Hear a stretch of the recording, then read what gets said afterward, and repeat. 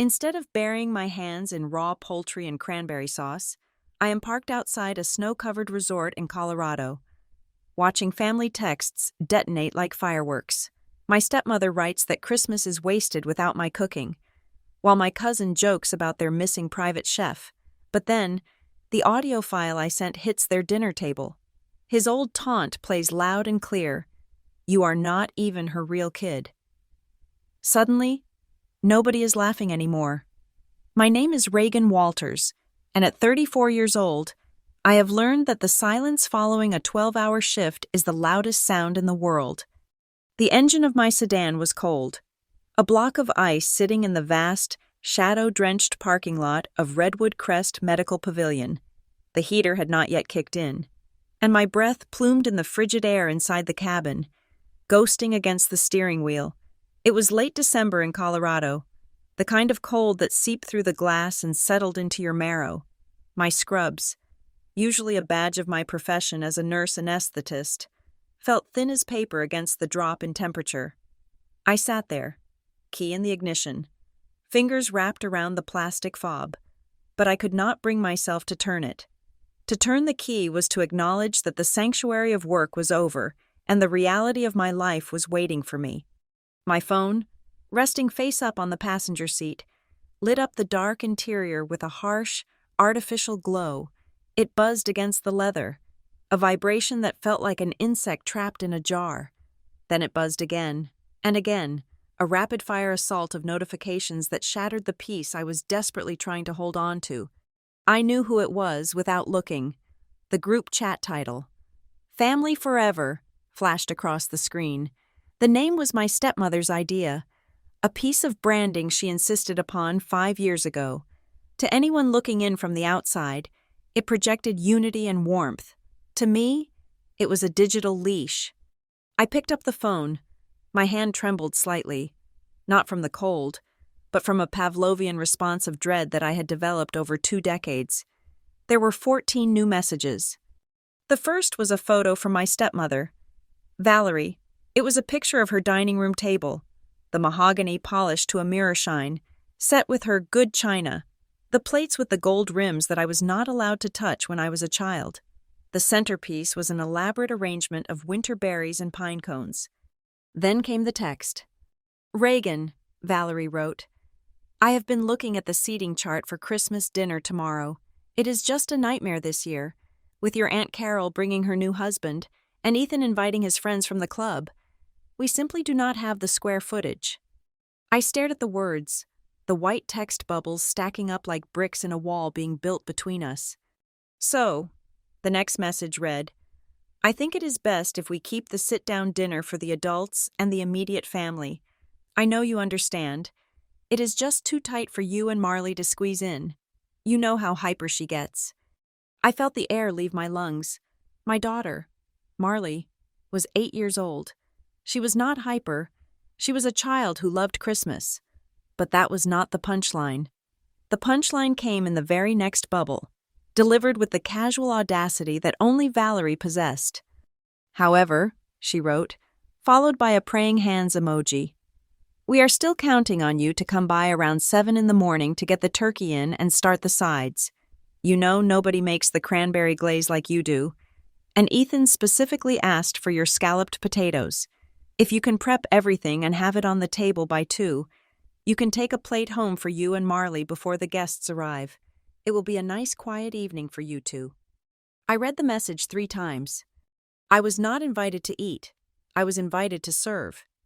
It was a math equation she had run in her head, and the solution was simple. My labor was essential, but my presence was optional. Actually, less than optional. It was unwanted. She wanted the smell of my roasting turkey to fill her house. She wanted the taste of my food to impress her guests, but she did not want my face at her table, and she certainly did not want my daughter there. My thumb hovered over the screen, the reflex to type, Okay, sorry for the trouble, I will be there, was so strong it was physical. It was a pathway burned into my brain since I was 10 years old. Keep the peace, do not make waves, be useful, and maybe they will keep you. Before I could type, another message popped up. This one was from my father, Martin. I felt a flicker of hope. Surely, my father would step in. He would see the text from his wife telling his daughter and granddaughter to eat scraps in their own apartment on Christmas Day. And he would say something. He would say, "That is ridiculous. Make room." Or, "If Reagan is not eating, I am not eating." I opened his message. It was a link to an online store, a sleek black smartwatch, the newest model, priced at $600. "Hey, kiddo." His text read underneath the link. "Valerie said you were asking what to get me. This is on sale right now. Would go great with my golf clubs. See you tomorrow morning for the prep. Love you." The hope died in my chest, swift and silent. He had not even read Valerie's message. Or if he had, he did not care. He saw me as a wallet and a sous chef. I was the provider of gifts and the preparer of meals. I was a function, not a person. I looked out the windshield. Snow was beginning to fall harder now. Large, wet flakes sticking to the glass, obscuring the view of the hospital. Inside the hospital, I was respected. I was Nurse Walters. I managed airways. I kept patients alive during surgery. I made life or death decisions. Inside those walls, I had authority. I had worth. But the moment I stepped into the orbit of the Family Forever chat, I reverted to being the scared little girl in the oversized apron, scrubbing pans while my stepbrother Ethan played video games in the living room. I scrolled up, just a little, looking at the history of our interactions over the last month. November 24th, me sending a picture of Marley's report card. Straight A's. Response: 0, no likes, no hearts. November 25th. Valerie asking if I could pay the deposit for the venue for her anniversary party because her card was acting funny. Response from me: done. December 2nd. Ethan asking if I could edit his resume because he was too busy. Response from me: sent it to your email. It was a ledger of transactions. I was pouring time, money, and effort into a black hole, expecting love to echo back. But the only thing that ever came back were more demands. "You are not even her real kid." The voice in my head was not mine. It was Ethan's. I could hear it as clearly as if he were sitting in the back seat. He had said it years ago, but it played on a loop every time I felt this specific brand of smallness. I looked at the time on the dashboard. It was 8:15 in the evening. If I went home now, I would have just enough time to shower, sleep for 5 hours, and then drive to their house to start peeling 50 pounds of potatoes. I would spend my Christmas standing over a hot stove while they drank eggnog and opened presents. And then, when the timer dinged and the bird was golden brown, I would pack up my knives, take a Tupperware container of leftovers, and leave through the back door so I did not disturb the real family.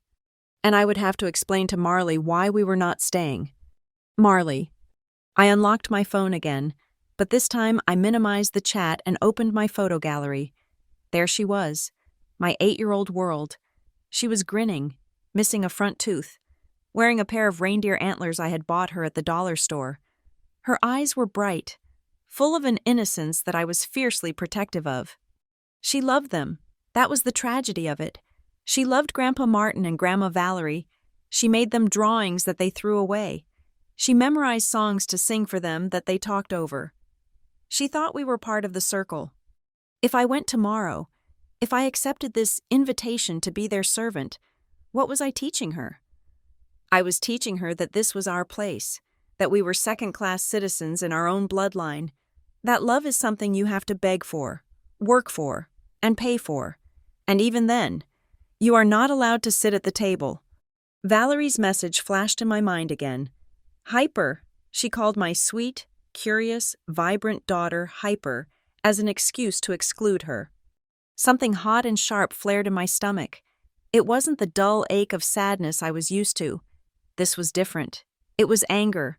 It was a pure, white-hot rage that burned through the exhaustion of my shift. They did not want me. They wanted my utility. They did not want Marley. They tolerated her existence as long as she was invisible. I looked at the reflection of my eyes in the rearview mirror. They looked tired. Yes, dark circles bruising the skin underneath. but the pupils were sharp. "No," I whispered to the empty car. The word felt foreign on my tongue. I had not used it with them in years. My thumb went back to the group chat.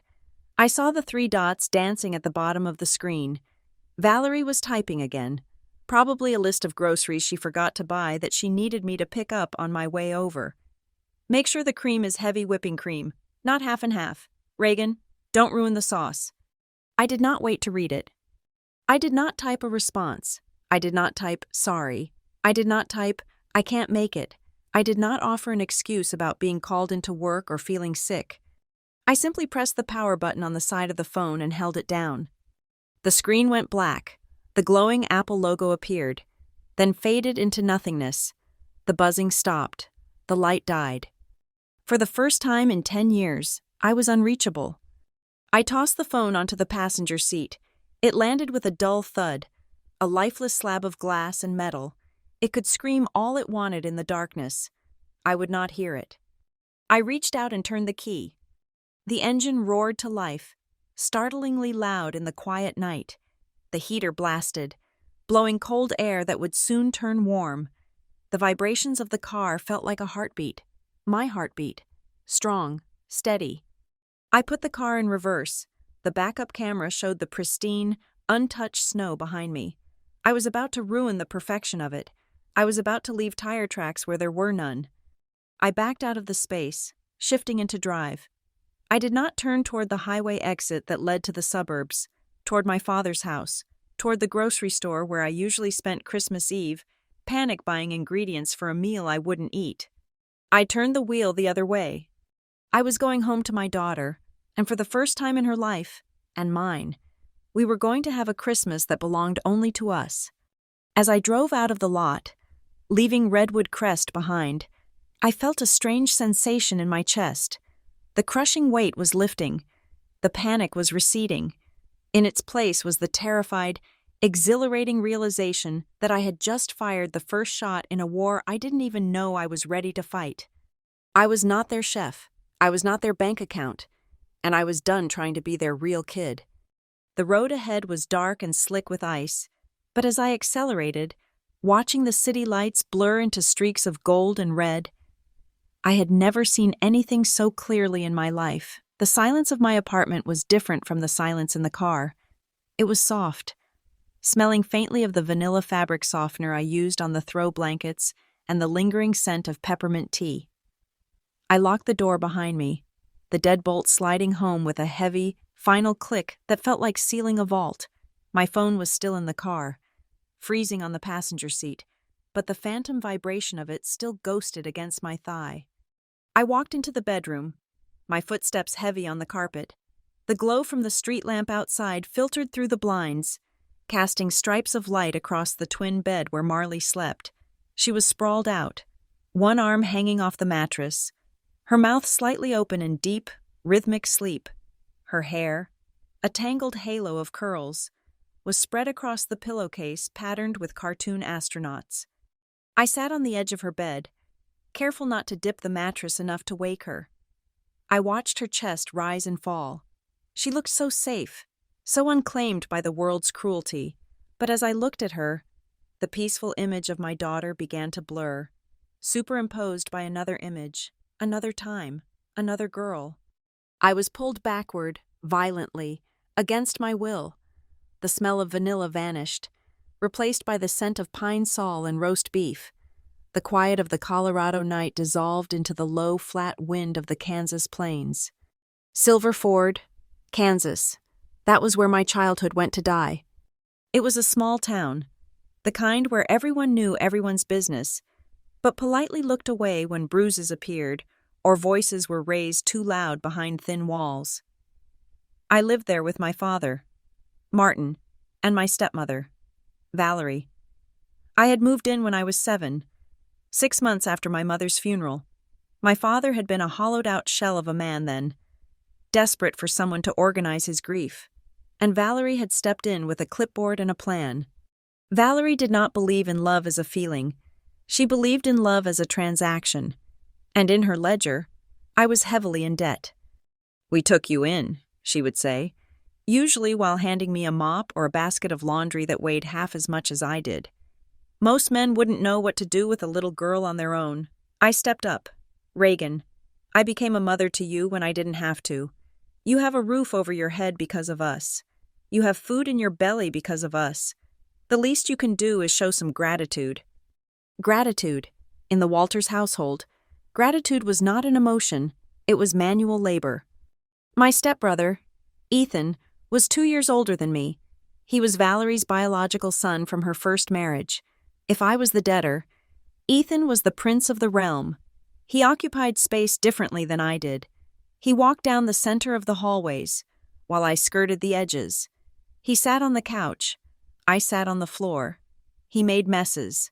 I cleaned them. It was never explicitly stated that he was better than me. Valerie was too smart for that. Instead, she used the language of capacity.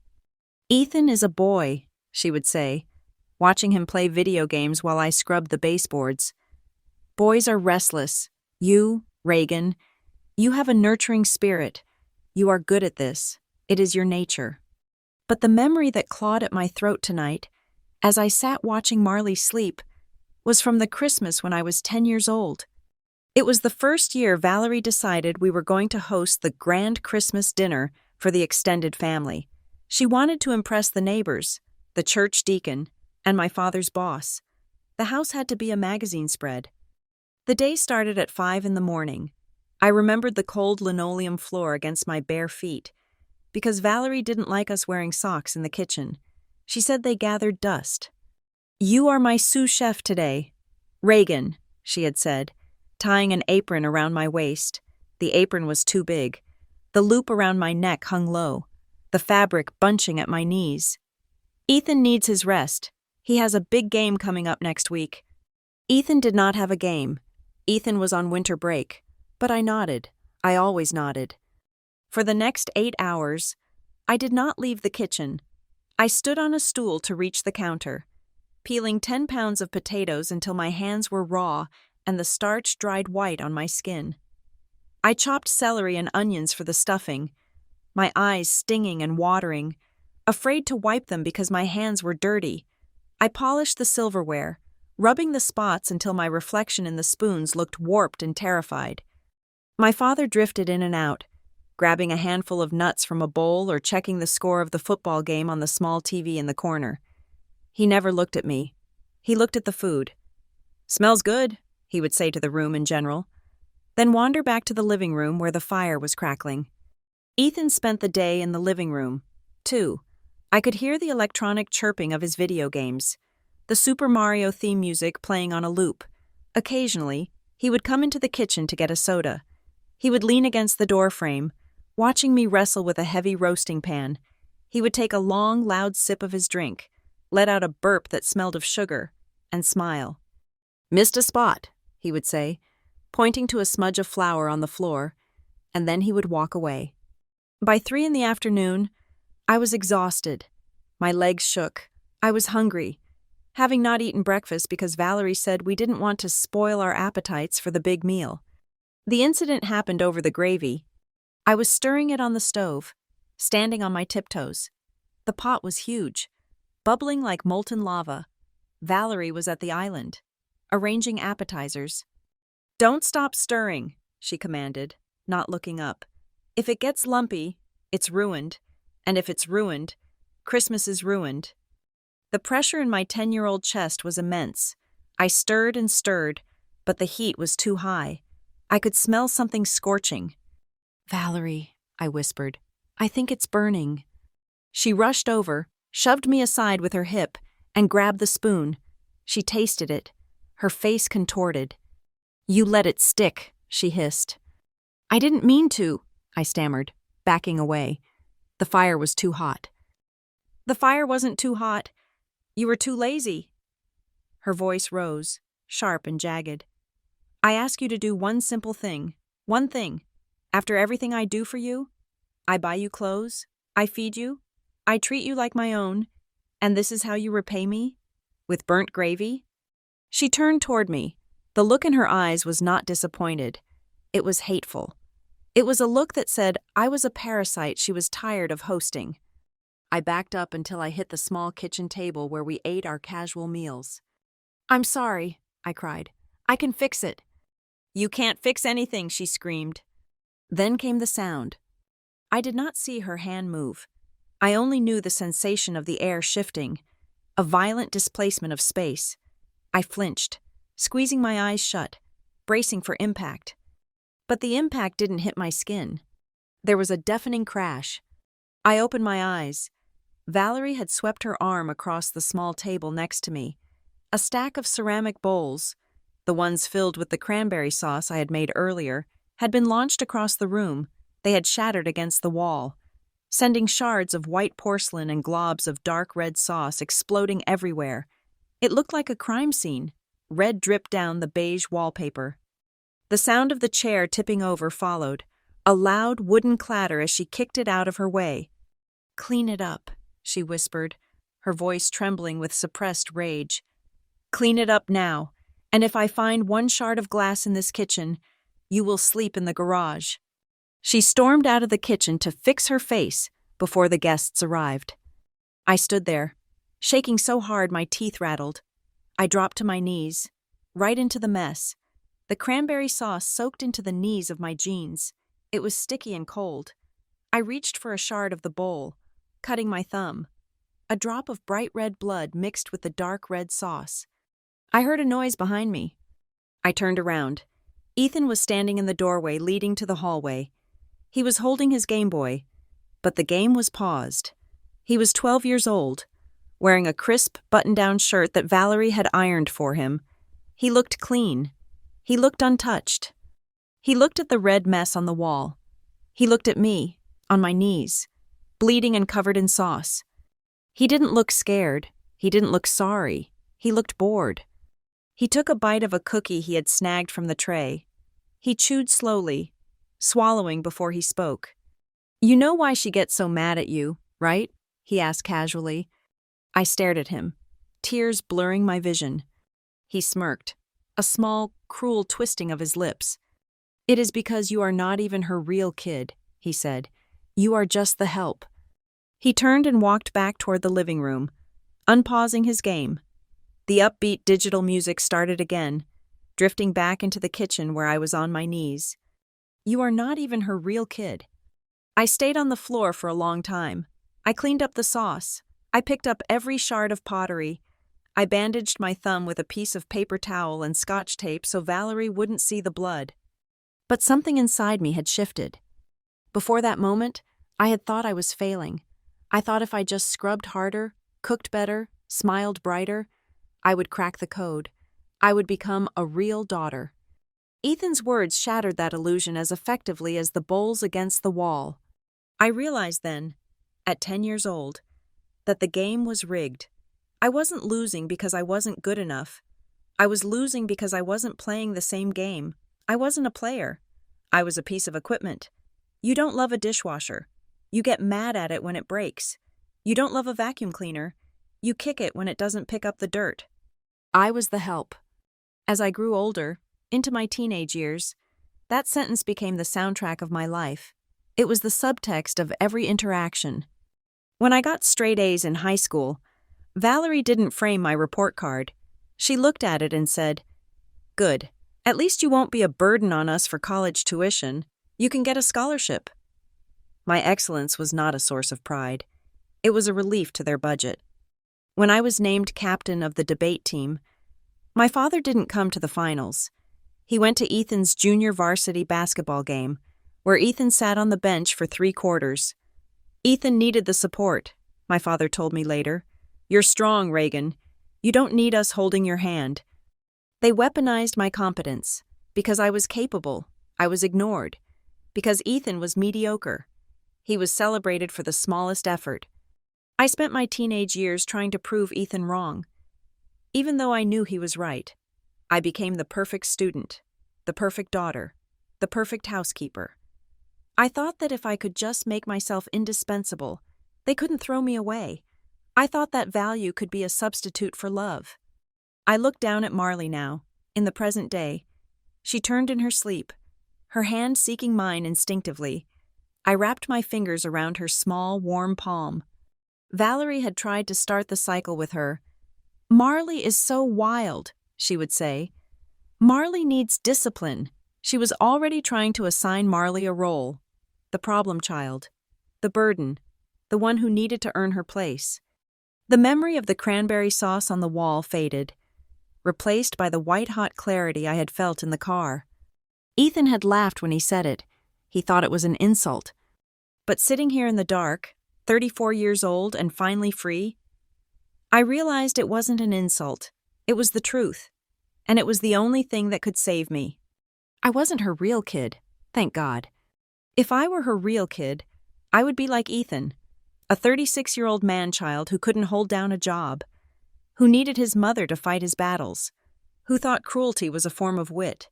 Being Valerie's real kid meant being hollowed out and filled with her poison until you were just an extension of her ego.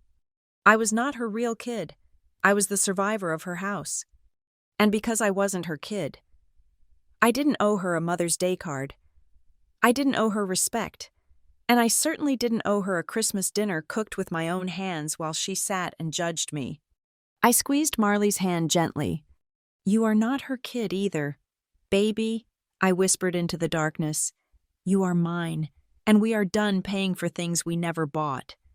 The past was a debt I had just defaulted on, and for the first time in my life, I didn't care about my credit score.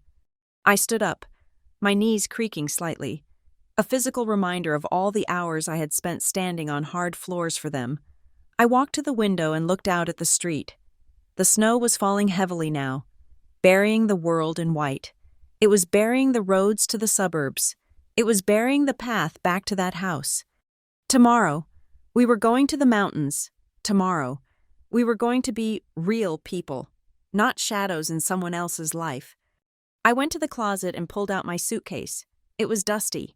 I hadn't gone on a vacation in 6 years. Every time I saved up enough money, something came up. Ethan needed car repairs. My father needed dental work. Valerie needed a new patio set.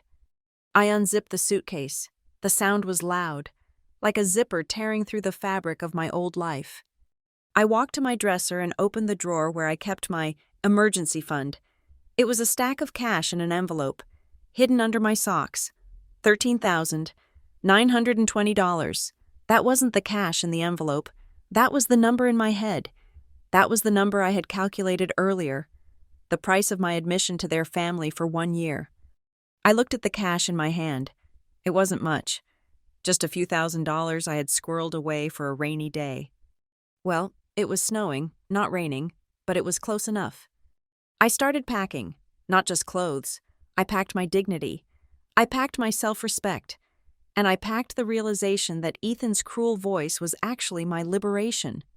I wasn't her real kid, and that was the best news I had heard in 24 years.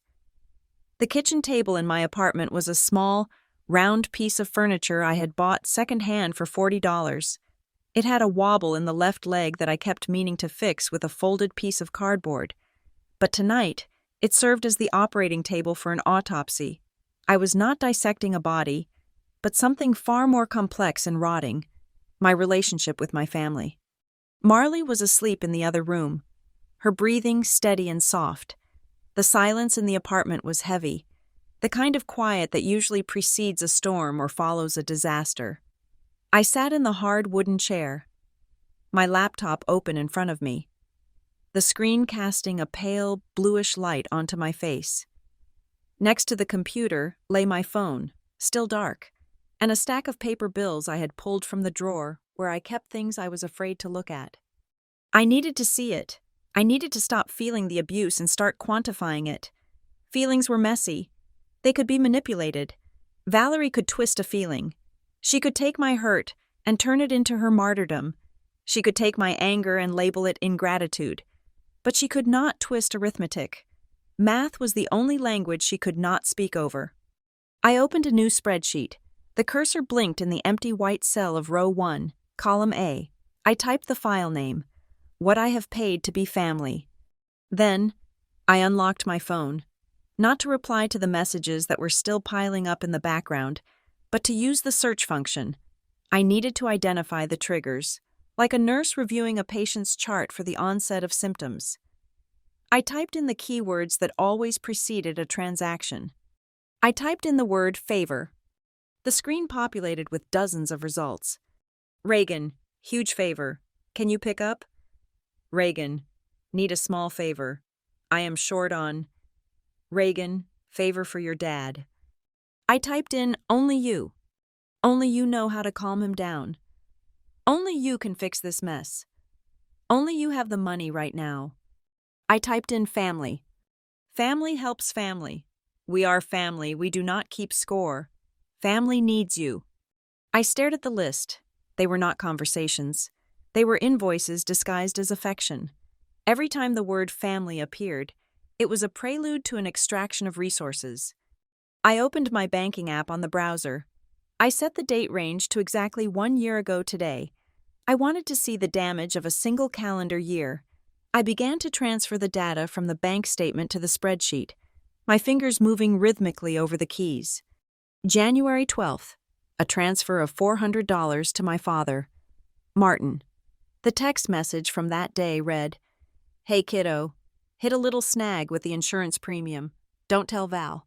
I will pay you back next week." I typed Dad, insurance loan, in column A and 400 in column B. He never paid me back. He never even mentioned it again. February 14th, Valentine's Day. Valerie wanted to host a couple's dinner for her friends.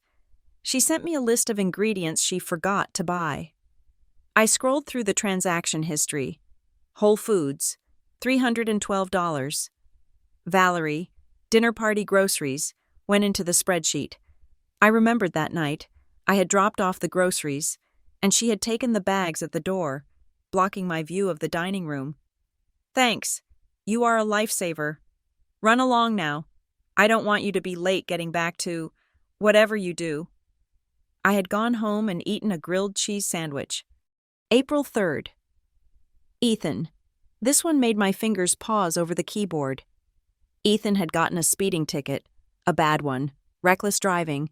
He was on Valerie's insurance, and she was terrified her rates would go up, or worse, that her friends would see his name in the police blotter in the local paper.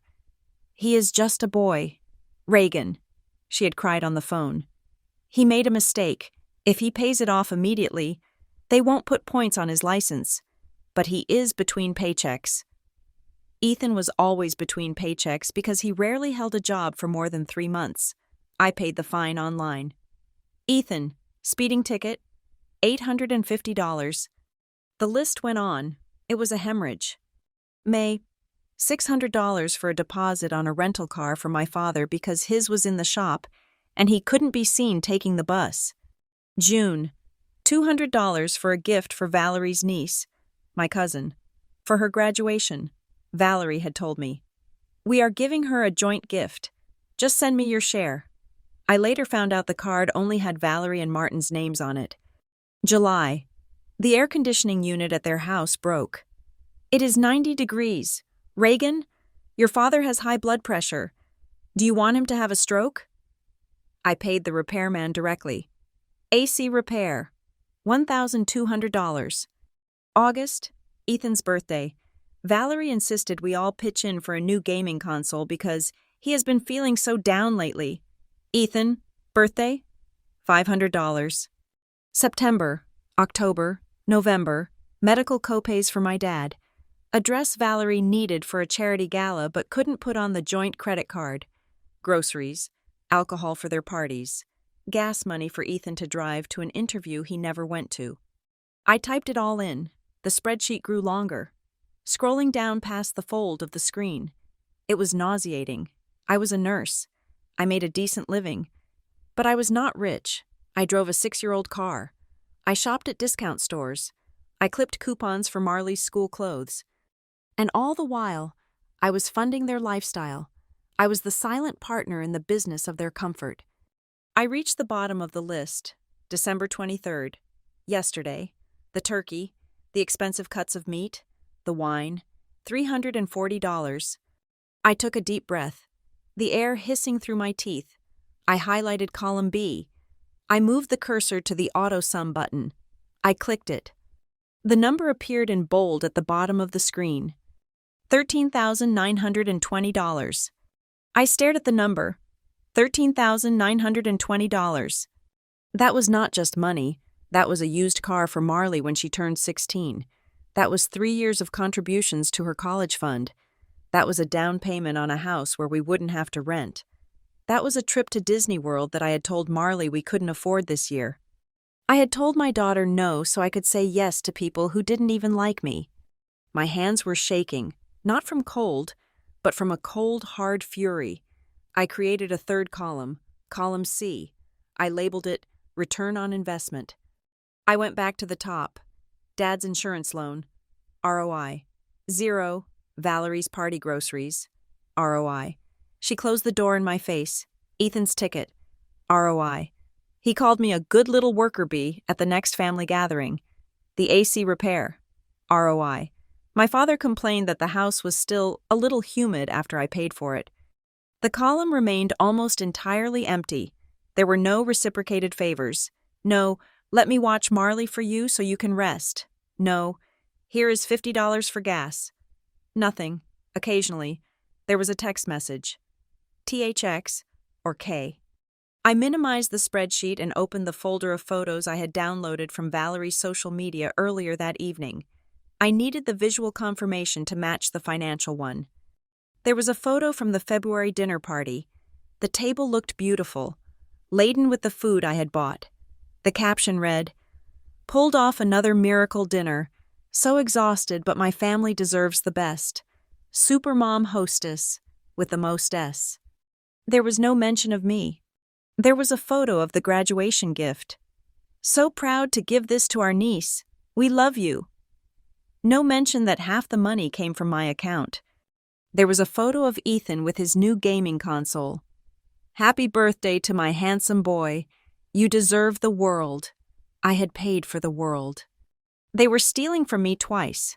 First, they stole my labor and my money. Then, they stole the credit.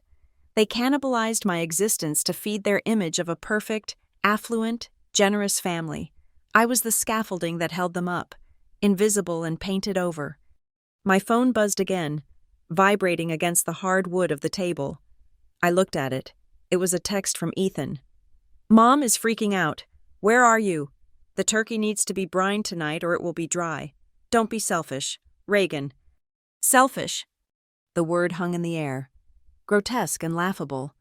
I looked at the number on the screen. $13,920. I looked at the text. Don't be selfish. I felt a shift in my brain, a clicking into place of a lock that had been broken for decades. This wasn't a family dynamic. This was a parasitic infection. And like any infection, the host eventually dies if the parasite isn't removed. I was the host, and I was done feeding them. I picked up the stack of paper bills. My own bills. Electric, rent, internet. I placed them next to the screen. I could pay these. I could pay these easily if I wasn't carrying 3 other adults on my back. I looked at the empty chair across the table. I imagined Valerie sitting there. I imagined showing her this spreadsheet. I knew exactly what she would say. She would say, "You can't put a price on family. Reagan, that is vulgar. After everything we did for you?" "Everything you did for me," I whispered to the empty room. What had they done? They had provided a roof that I cleaned. They had provided food that I cooked. They had provided a name that I paid to maintain. I saved the file. I saved it not just to the hard drive, but to the cloud. I emailed a copy to myself. This was evidence. This was my sanity in digital form. I sat back, the plastic of the chair digging into my spine. I felt strangely light. The guilt, the heavy, suffocating blanket of obligation that had weighed me down since I was 10 years old, was evaporating under the heat of the cold. Hard data. Numbers don't lie. People lie. Valerie lied. My father lied. Ethan lied. But $13,920 did not lie. A thought crystallized in my mind, sharp and clear as a diamond. It was a question, but it felt more like an answer. If I stop paying, I asked the silence, will they still call me family? I looked at the phone again. The messages were coming faster now. They were realizing I wasn't just late. I was absent. The tone was shifting from annoyance to panic. They weren't panicking because they missed their daughter. They were panicking because the ATM was out of order. They were panicking because the staff hadn't shown up to open the restaurant. I reached out and turned the phone face down. I didn't need to ask the question. I knew the answer. The moment the money stopped, the love would stop. The moment the service ended, the relationship would end. I stood up and walked over to the fridge. I opened it and took out a bottle of cheap sparkling water. I cracked it open. The sound loud in the quiet kitchen. I took a long drink. It was cold and refreshing. I wasn't going to brining a turkey tonight. I wasn't going to transfer money to cover anyone's overdraft fees. I walked back to the table and looked at the spreadsheet one last time. $13,920. That was the price of the lesson. It was an expensive tuition, but I had finally graduated. I closed the laptop. The screen went black, plunging the room back into shadows. But I wasn't afraid of the dark anymore. The dark was better than the gaslight I had been living under. I went into the bedroom and crawled into the twin bed next to Marley. She stirred, making a small, happy sound. I pulled the quilt up over us. Tomorrow, we would be on a train. Tomorrow, we would be in a hotel where I didn't have to make the bed. Tomorrow, I would spend my money on the only person who actually loved me for free. My phone buzzed one last time from the kitchen. A distant, dying insect. I closed my eyes and slept. The automatic doors of Redwood Crest Medical Pavilion slid open with a soft pneumatic hiss, a sound that usually signaled the beginning of my sanctuary. Inside these walls, I was not the disappointing stepdaughter or the unpaid family servant. I was Reagan Walters, the woman who could find a vein in a dehydrated patient when no one else could. The woman who monitored vitals with hawk-like precision. The hospital was a world of sterile blue and white, a place of order and protocols where emotions were managed with the same efficiency as medications. I was 3 hours into my shift on Christmas Eve morning. The hallways were decked with modest decorations, a tinsel garland wrapped around the nurse's station, a small plastic tree on the counter. The mood was subdued. Everyone working today was either avoiding their own families or making a sacrifice for their patients. I was doing a bit of both. I was at the central desk, updating a chart for a patient in room 412, when the atmosphere shifted. It wasn't a code blue alarm or the crash of a gurney. It was a sound far more piercing and personal. I do not care what the policy is. I need to see her right now. The voice cut through the low hum of the hospital lobby like a serrated knife. My hand froze over the keyboard. My stomach dropped. A physical sensation like a plummeting elevator. I knew that pitch. I knew that specific modulation of entitlement and hysteria. It was Valerie. I kept my eyes on the screen, praying I was wrong, praying it was just a hallucination brought on by stress. But then I heard the click-clack of high heels hitting the linoleum, fast, aggressive steps that echoed with purpose. Reagan! My name was shrieked across the lobby. It wasn't a greeting. It was a summons. I slowly looked up. Valerie was standing at the entrance of the surgical wing, having bypassed the reception desk. She looked wildly out of place in the sterile environment. She was wearing her mink coat, the one she claimed was vintage so she wouldn't get paint thrown on her, and holding her oversized designer handbag like a weapon. Her face was flushed, her hair perfectly coiffed but slightly askew, suggesting she had driven here in a frenzy. Every head in the waiting area turned, patients holding ice packs, families waiting for news, doctors consulting with clipboards. They all stopped and looked at the woman in the fur coat, and then they looked at me. My face burned. The heat started at my neck and flooded my cheeks. This was my nightmare. This was the bleeding of my two worlds. She was contaminating the one place where I was safe. Reagan! She yelled again, marching toward the station. What on earth do you think you are doing? I stepped out from behind the desk, moving quickly to intercept her before she could get closer to the patient rooms. I needed to contain this. I needed to make it stop. Valerie, I said, my voice low and tight. You cannot be back here. This is a restricted area." She reached out and grabbed my arm. Her fingers dug into my bicep through the thin fabric of my scrubs. Her grip was surprisingly strong, fueled by adrenaline and rage. "Do not you dare talk to me about restricted areas," she hissed, her voice loud enough that the triage nurse 20 feet away looked up in alarm. "I have been calling you for 12 hours. 12 hours. Reagan, do you have any idea how worried your father is?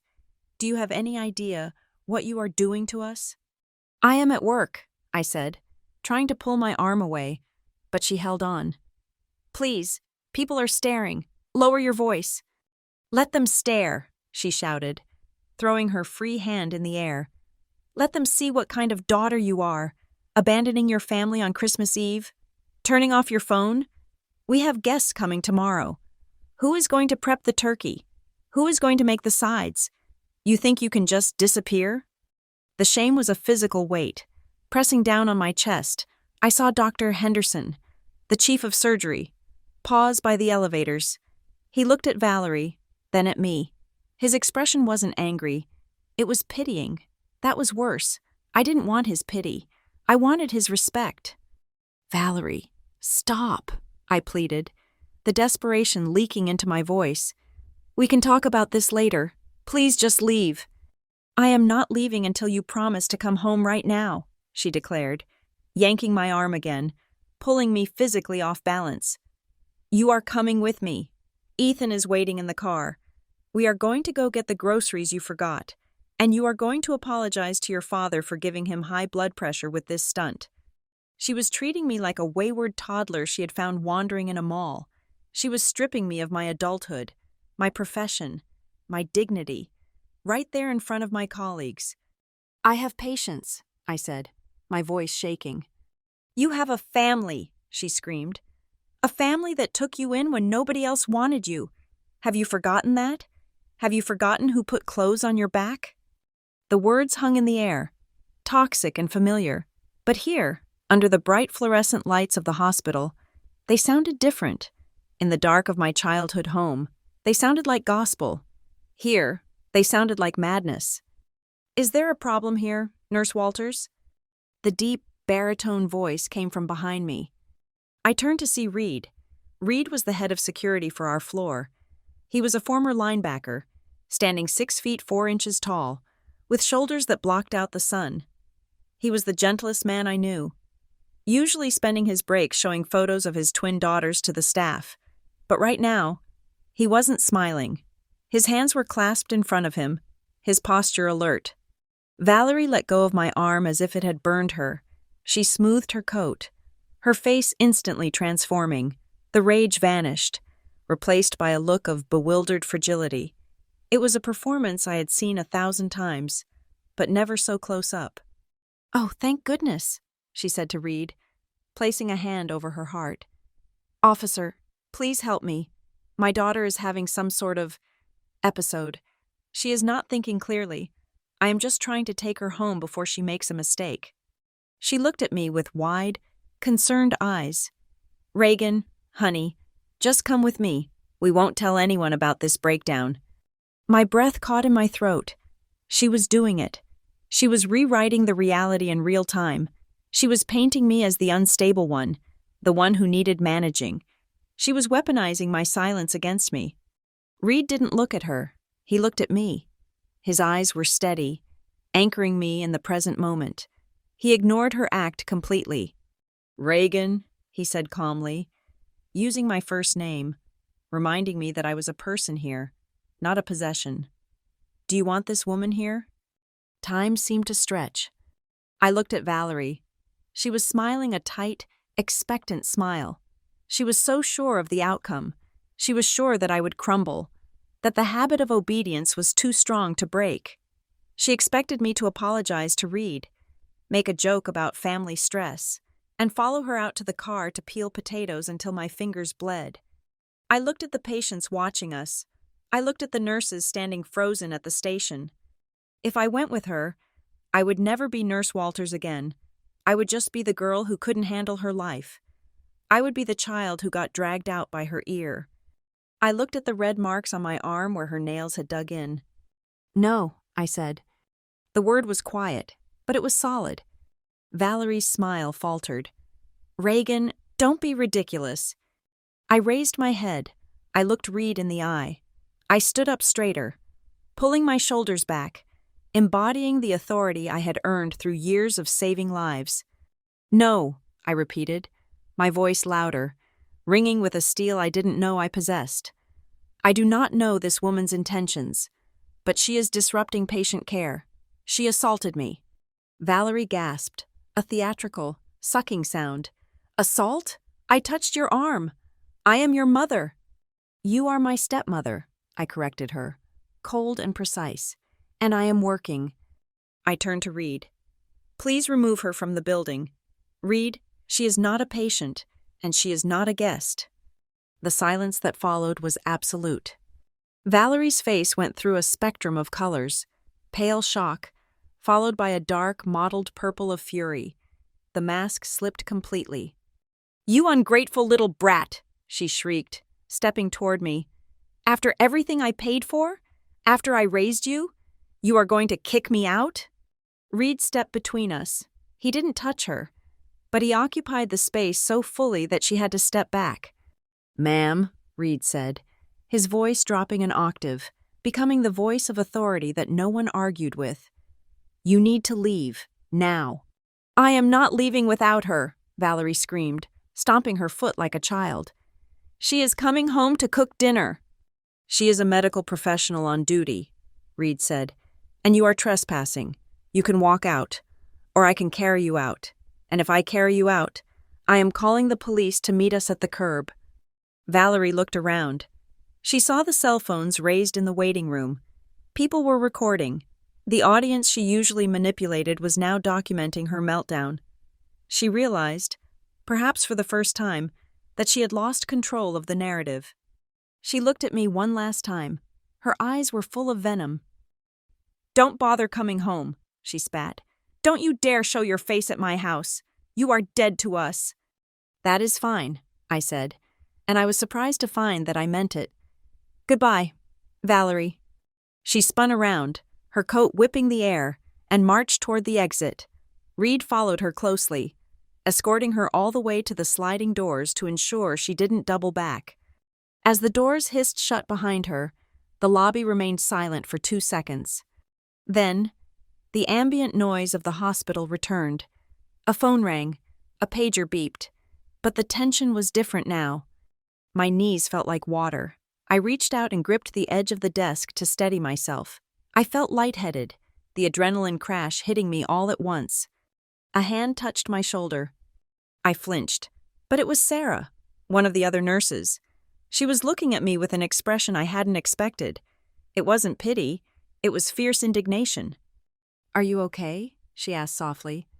I nodded, though I wasn't sure. I am so sorry, I whispered. I am so sorry you all had to see that. It is so unprofessional. Stop, Sarah said firmly. She squeezed my shoulder. You have nothing to apologize for. That was insane. Nobody deserves to be spoken to like that, especially not you. You are the hardest worker on this floor. She said I was dead to them, I mumbled, the words feeling strange in my mouth. Sounds like a blessing, Sarah said. She turned to the unit secretary. Call the front desk. Tell them that woman is banned. If she calls, the call does not get through to Reagan. If she shows up, call the police immediately. Already doing it, the secretary said, typing furiously. I am flagging her name and the son's name just in case. I stood there, surrounded by my coworkers. They weren't judging me. They were circling the wagons. They were protecting me. I realized then that I had been terrified of this moment for my entire adult life. I had lived in fear of Valerie making a scene, of her exposing me as the fraud she always claimed I was. I thought that if people saw where I came from, they would think less of me. But the opposite had happened. Valerie had shown her true face, and in doing so, she had freed me. The monster wasn't under the bed anymore. She was out in the light, and everyone could see that she was just a small, mean woman in a loud coat. Reed walked back in from the entrance. He walked straight up to me. "She is gone," he said. She got in a car with a young man. He was yelling at her for making a scene. Ethan, of course, he wouldn't come in to fight his own battles, but he would yell at his mother for failing to fight them for him. "Thank you, Reed," I said, my voice finally steadying. "I really mean it. Thank you." "Any time, Reagan," he said, giving me a small, respectful nod. "You handled that well, better than I would have." I took a deep breath. The air in the hospital smelled of antiseptic and floor wax, but to me, it smelled like freedom. "I am going to take 10 minutes," I told Sarah. "Then I will be back for rounds." "Take 20, Sarah said. "Go sit in the break room. I will cover your charts." I walked toward the break room, my legs getting stronger with every step. I pulled my phone out of my pocket. It was still off. I didn't turn it on. I didn't need to see the fallout. I had seen enough. The old Reagan, the one who cooked and cleaned and apologized for existing, had died in the lobby just now. Valerie had killed her. "You are dead to us," she had said. I pushed open the door to the quiet break room and sat down. I looked at my reflection in the dark window. "Rest in peace," I whispered to the girl I used to be. I had a train to catch. I had a daughter to hug. And for the first time in 34 years, I had absolutely nothing to hide. The break room at the hospital was quiet, save for the low hum of the vending machine and the distant paging system. I sat at the small round table, my laptop open, the blue light reflecting in my tired eyes. I had 20 minutes left of my break, and I was not using it to eat. I was using it to plan an extraction. I was treating this Christmas not as a holiday, but as a tactical operation. The objective was simple: remove myself and my daughter from the blast zone of my family's dysfunction. I pulled up the website for Snow Ridge Summit Lodge.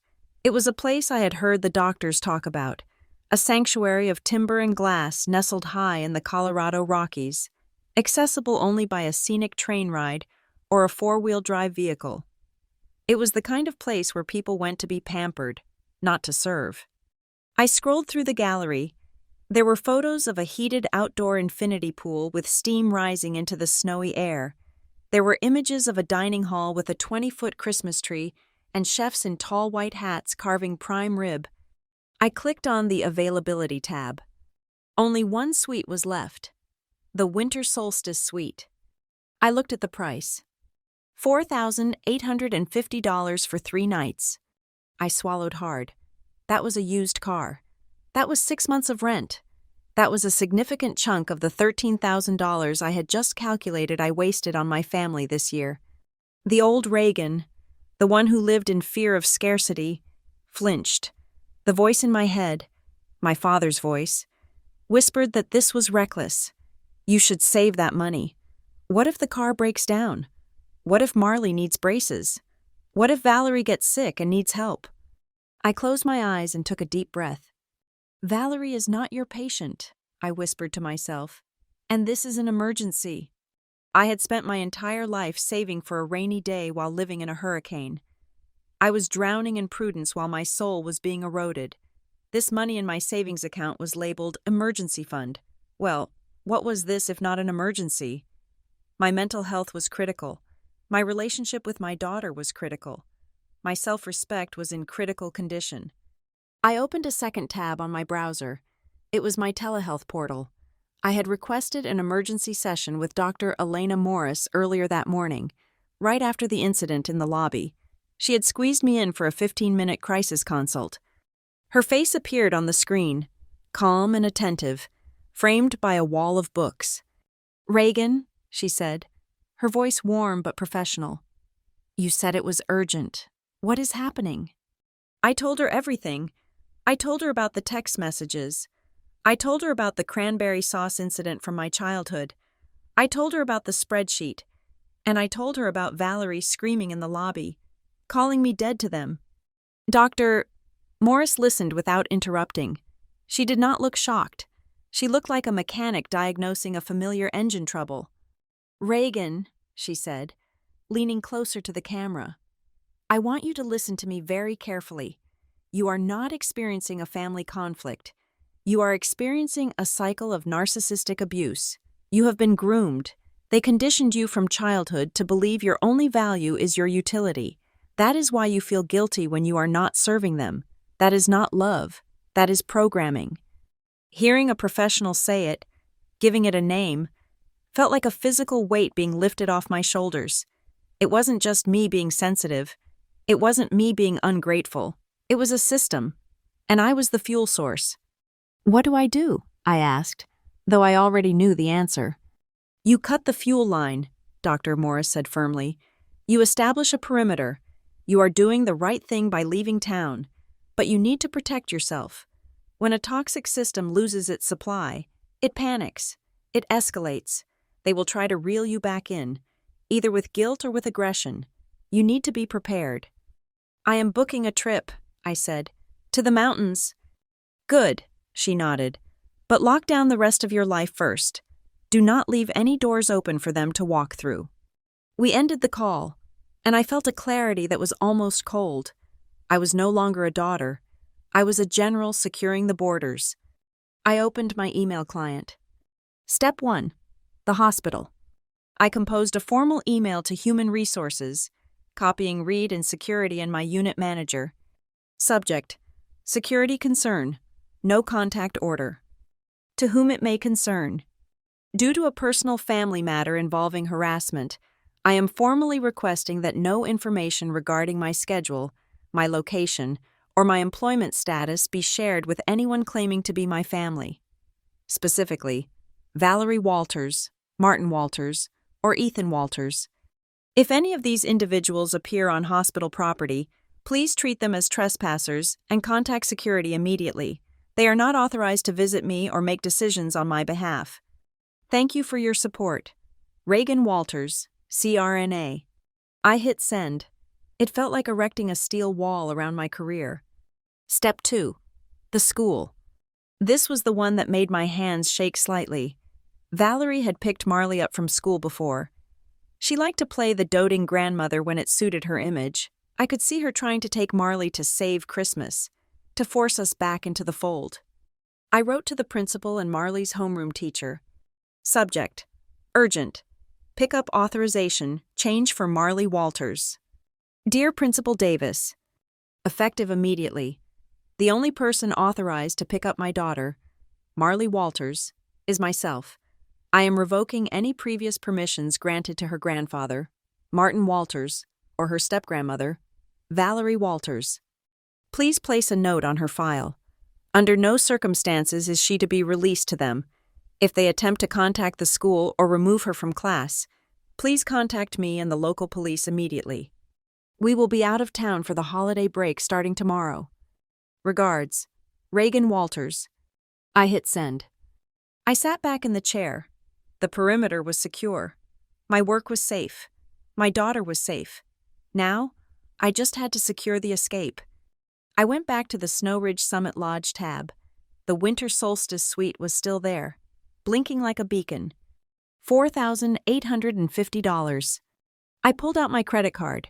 My hand hovered for a second, the ghost of my father's frugal scolding echoing in my ear. That is selfish. Reagan.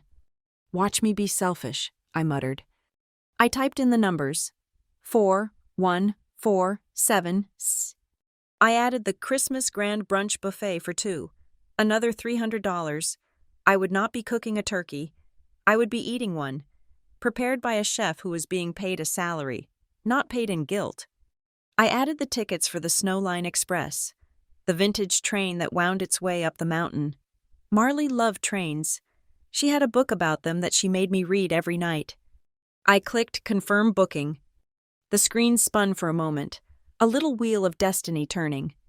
Then, big green letters appeared. Confirmed.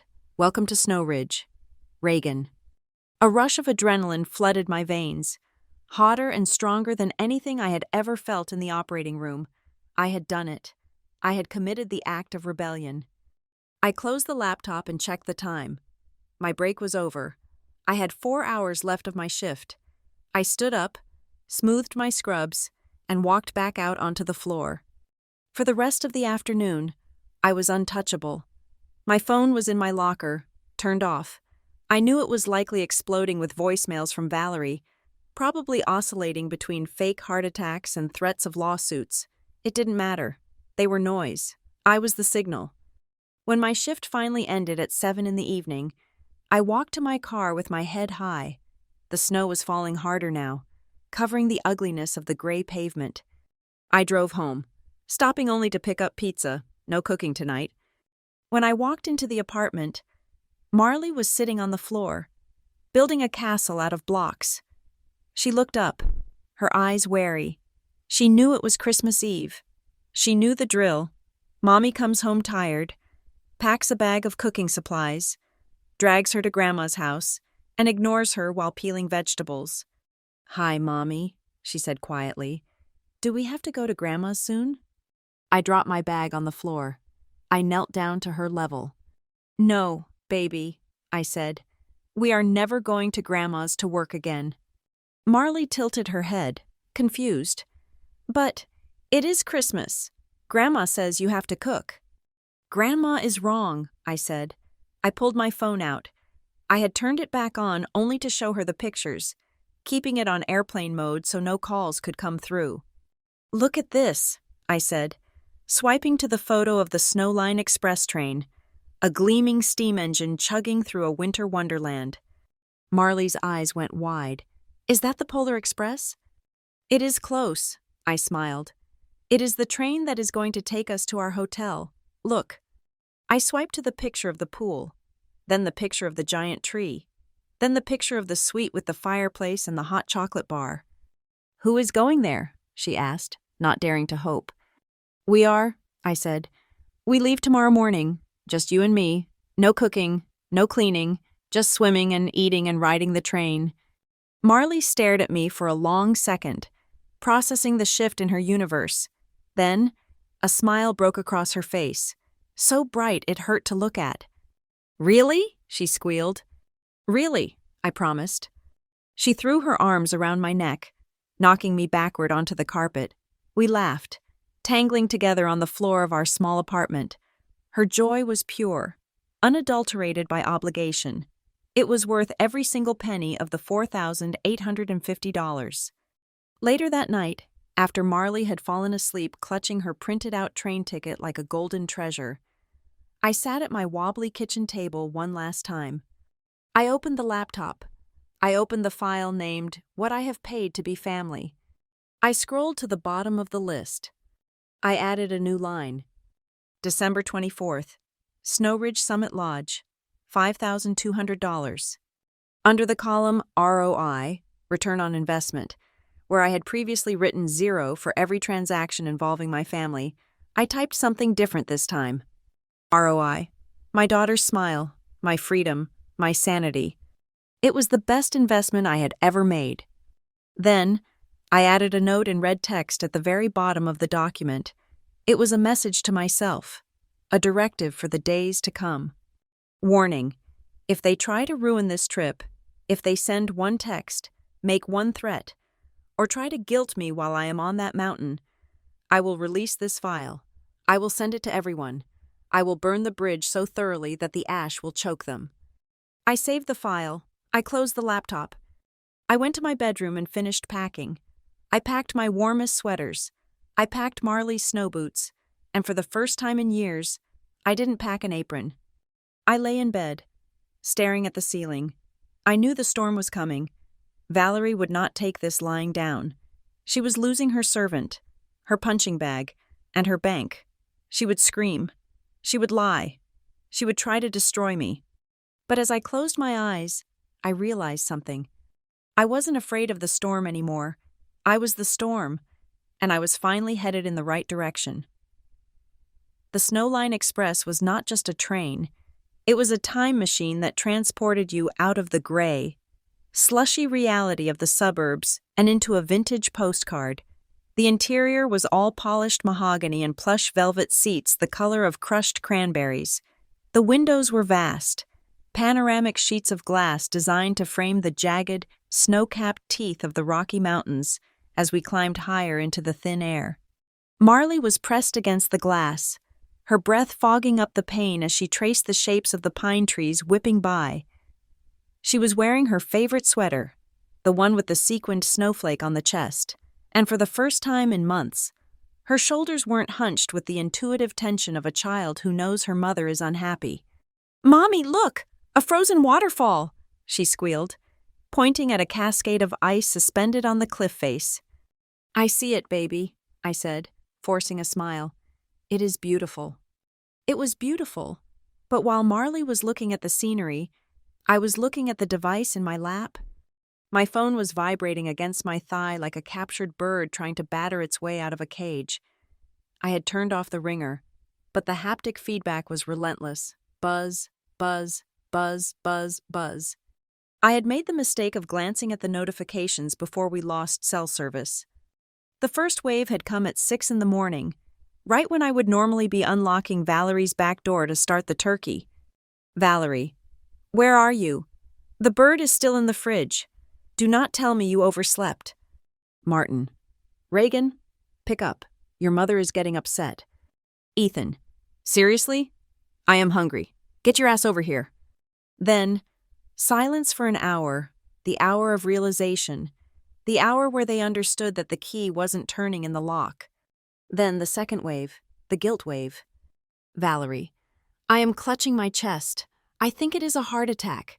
You are killing me." Reagan, "Literally killing me." Martin, "We are calling an ambulance. Hope you are happy." That one had made my blood run cold for a split second. The old conditioning. The nurse in me screamed to call triage, to rush to her side. But then I had done what Dr. Morris suggested. I had called the dispatch center for their county, a number I knew by heart from my work. "No, ma'am," the operator had told me, her voice bored. "No calls to the Walters residence this morning. No ambulances dispatched." She was faking a heart attack. She was weaponizing coronary failure on Christmas Eve to get someone to peel potatoes. I looked down at the phone now. We were passing through a valley where the signal flickered back to life for a brief moment. The messages flooded in, downloading in a rapid staccato. "Valerie, if you do not answer in 5 minutes, I am calling the police and reporting you for elder abuse. Neglect." Ethan, "Dad is talking to a lawyer. They are going to sue for grandparents' rights. They are going to take Marley. You are unfit." My hand convulsed around the phone.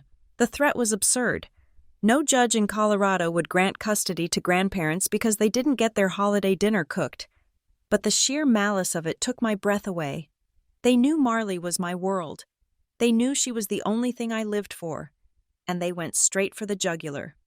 I felt a tear leak out, hot and humiliating. I quickly wiped it away, terrified Marley would see. But kids see everything. Marley turned from the window. Her smile faded instantly. She looked at the phone in my hand, then at my face. "Is it Grandma?" she asked. Her voice was small, resigned. I hesitated. I wanted to lie. I wanted to say it was work, or a wrong number, but I had promised myself, no more lies, no more covering for them. "Yes," I said. "It is Grandma and Grandpa." "Are they mad because we didn't come to cook?" "Yes," I said again. "They are very mad." Marley looked down at her hands. "Are they going to yell at us?" "No," I said fiercely. "They are never going to yell at you again. That is why we are here, Mars, so we do not have to hear the yelling." I took a deep breath. "Marley, you know how at school, there are rules? Like, you have to share, and you cannot hit, and you have to say please?" "Yeah." "Well, families have rules too, or they should. And the rule in our family was that I had to do everything, and they didn't have to say thank you. And if I didn't do everything, they were mean." Marley nodded slowly. She was processing this with the serious logic of an 8-year-old. "Like Jenny," she said suddenly. "Who is Jenny?"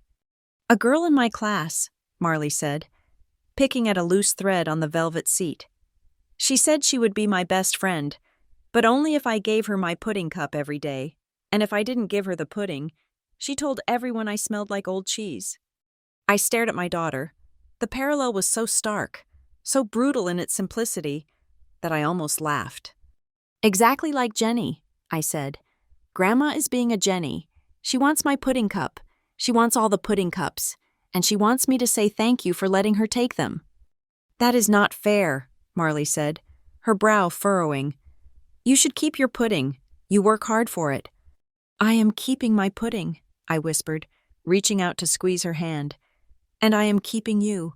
And we are going to eat all the pudding we want at this hotel. My phone buzzed again. Another threat from Ethan. You are going to regret this. You are nothing without us. I looked at the screen. Then I looked at the Do Not Disturb icon. It wasn't enough. I opened my messages with Dr. Morris. There was one unread text from her, sent 10 minutes ago. Dr. Morris, remember, the extinction burst is the loudest part of the behavior. They are screaming because they are losing control. It is not about you. It is about their panic. Hold the line. Oh. Hold the line. I looked at Marley. Hey, Mars. Yeah? I am going to make a new rule for this trip. Do you want to hear it? Okay. This train is a magic shield, I said, tapping the glass. Nothing bad can get through it. No mean texts. No yelling. No scary thoughts. For the next 3 days, we are in a no-drama zone. Can we shake on that? Marley giggled. No drama zone. I like that. She held out her small hand. I took it. We shook solemnly. Okay, I said. Operation No Drama starts now. I picked up my phone. I didn't just turn it over this time. I went into the settings. I found the contact cards for Valerie, Martin, and Ethan. One by one, I clicked Block Caller. Block Valerie Walters. You will not receive calls or messages from this contact. Confirm. Block Martin Walters. Confirm. Block Ethan Walters. Confirm. It felt like cutting the wires of a bomb. Snip, snip, snip. The buzzing stopped. The phone was silent. It was just a piece of glass and metal again. I looked up. The train was approaching the Moffat Tunnel, the 6-mile passage that cut straight through the Continental Divide. The conductor's voice crackled over the intercom. Ladies and gentlemen, we are entering the darkness. We will be underground for about 10 minutes. When we come out the other side, we will be at the Winter Park Resort area. The daylight outside the window was suddenly extinguished. We were plunged into the blackness of the mountain's heart. The only light came from the soft amber sconces on the walls of the train car. In the dark, the reflection of my face in the window ghosted back at me. I looked different than the woman who had sat in the car yesterday. That woman looked haunted. This woman looked tired. Yes, but there was a set to her jaw that was new. I thought about the threats, grandparents' rights. It was laughable. I had documented everything, the $13,920, the years of servitude, the audio recording of Ethan's taunt. If they wanted to go to court, I would welcome it. I would walk into that courtroom with my spreadsheets and my receipts, and I would dismantle their reputation brick by brick. But I didn't want to fight. I just wanted peace. I looked at Marley. In the dim light, she was tracing shapes on the glass with her finger, humming a song to herself. She wasn't worried about Valerie. She trusted me to handle it. She trusted me to be the shield. For years, I had failed her. I had let the toxicity seep in, thinking I was keeping the peace. But you can't keep peace with people who thrive on war. You can only surrender or defect. I had defected. The train rumbled, the sound echoing off the tunnel walls. It felt like we were being birthed, pushed through a dark, narrow canal towards something new. Mommy? Marley whispered. Yeah, baby? I am glad we didn't go to Grandma's. My heart squeezed. Me too, Mars. Me too. Suddenly, the darkness broke. We burst out of the tunnel into a blinding, brilliant world of white. The sun was high in the sky, reflecting off 1,000,000 diamonds of snow. The world was vast, open, and clean. We were high up now, above the tree line, above the smog, above the petty squabbles of the valley below. The light flooded the car, washing over us. I blinked, tears pricking my eyes again. But this time, they were tears of relief. We had made it to the other side. The resort appeared in the distance, a sprawling lodge of timber and stone, smoke curling from its chimneys, looking exactly like the sanctuary I had paid for. I took a deep breath of the recycled air, which somehow tasted fresher. "Look at that, Marley," I said, pointing to the mountain peak. "That is where we are going, to the very top." Marley pressed her face against the glass. "It looks like a castle." "It is," I said, "and for the next 3 days, you are the princess." "And you are the queen?" she asked. I smiled. "No, I am just the mom, and that is all I ever wanted to be." The train began its descent toward the station, carrying us away from the ghosts and toward the first Christmas that would actually belong to us. The grand ballroom of the Snow Ridge Summit Lodge was a spectacle of light and opulence that made the dining room back in Silver Ford look like a dollhouse. 3 massive crystal chandeliers hung from the vaulted timber ceiling, casting a warm, golden glow over the sea of white linen tablecloths. In the center of the room stood a 20-foot fir tree, decorated not with homemade popcorn strings, but with glass ornaments that shimmered like frozen teardrops.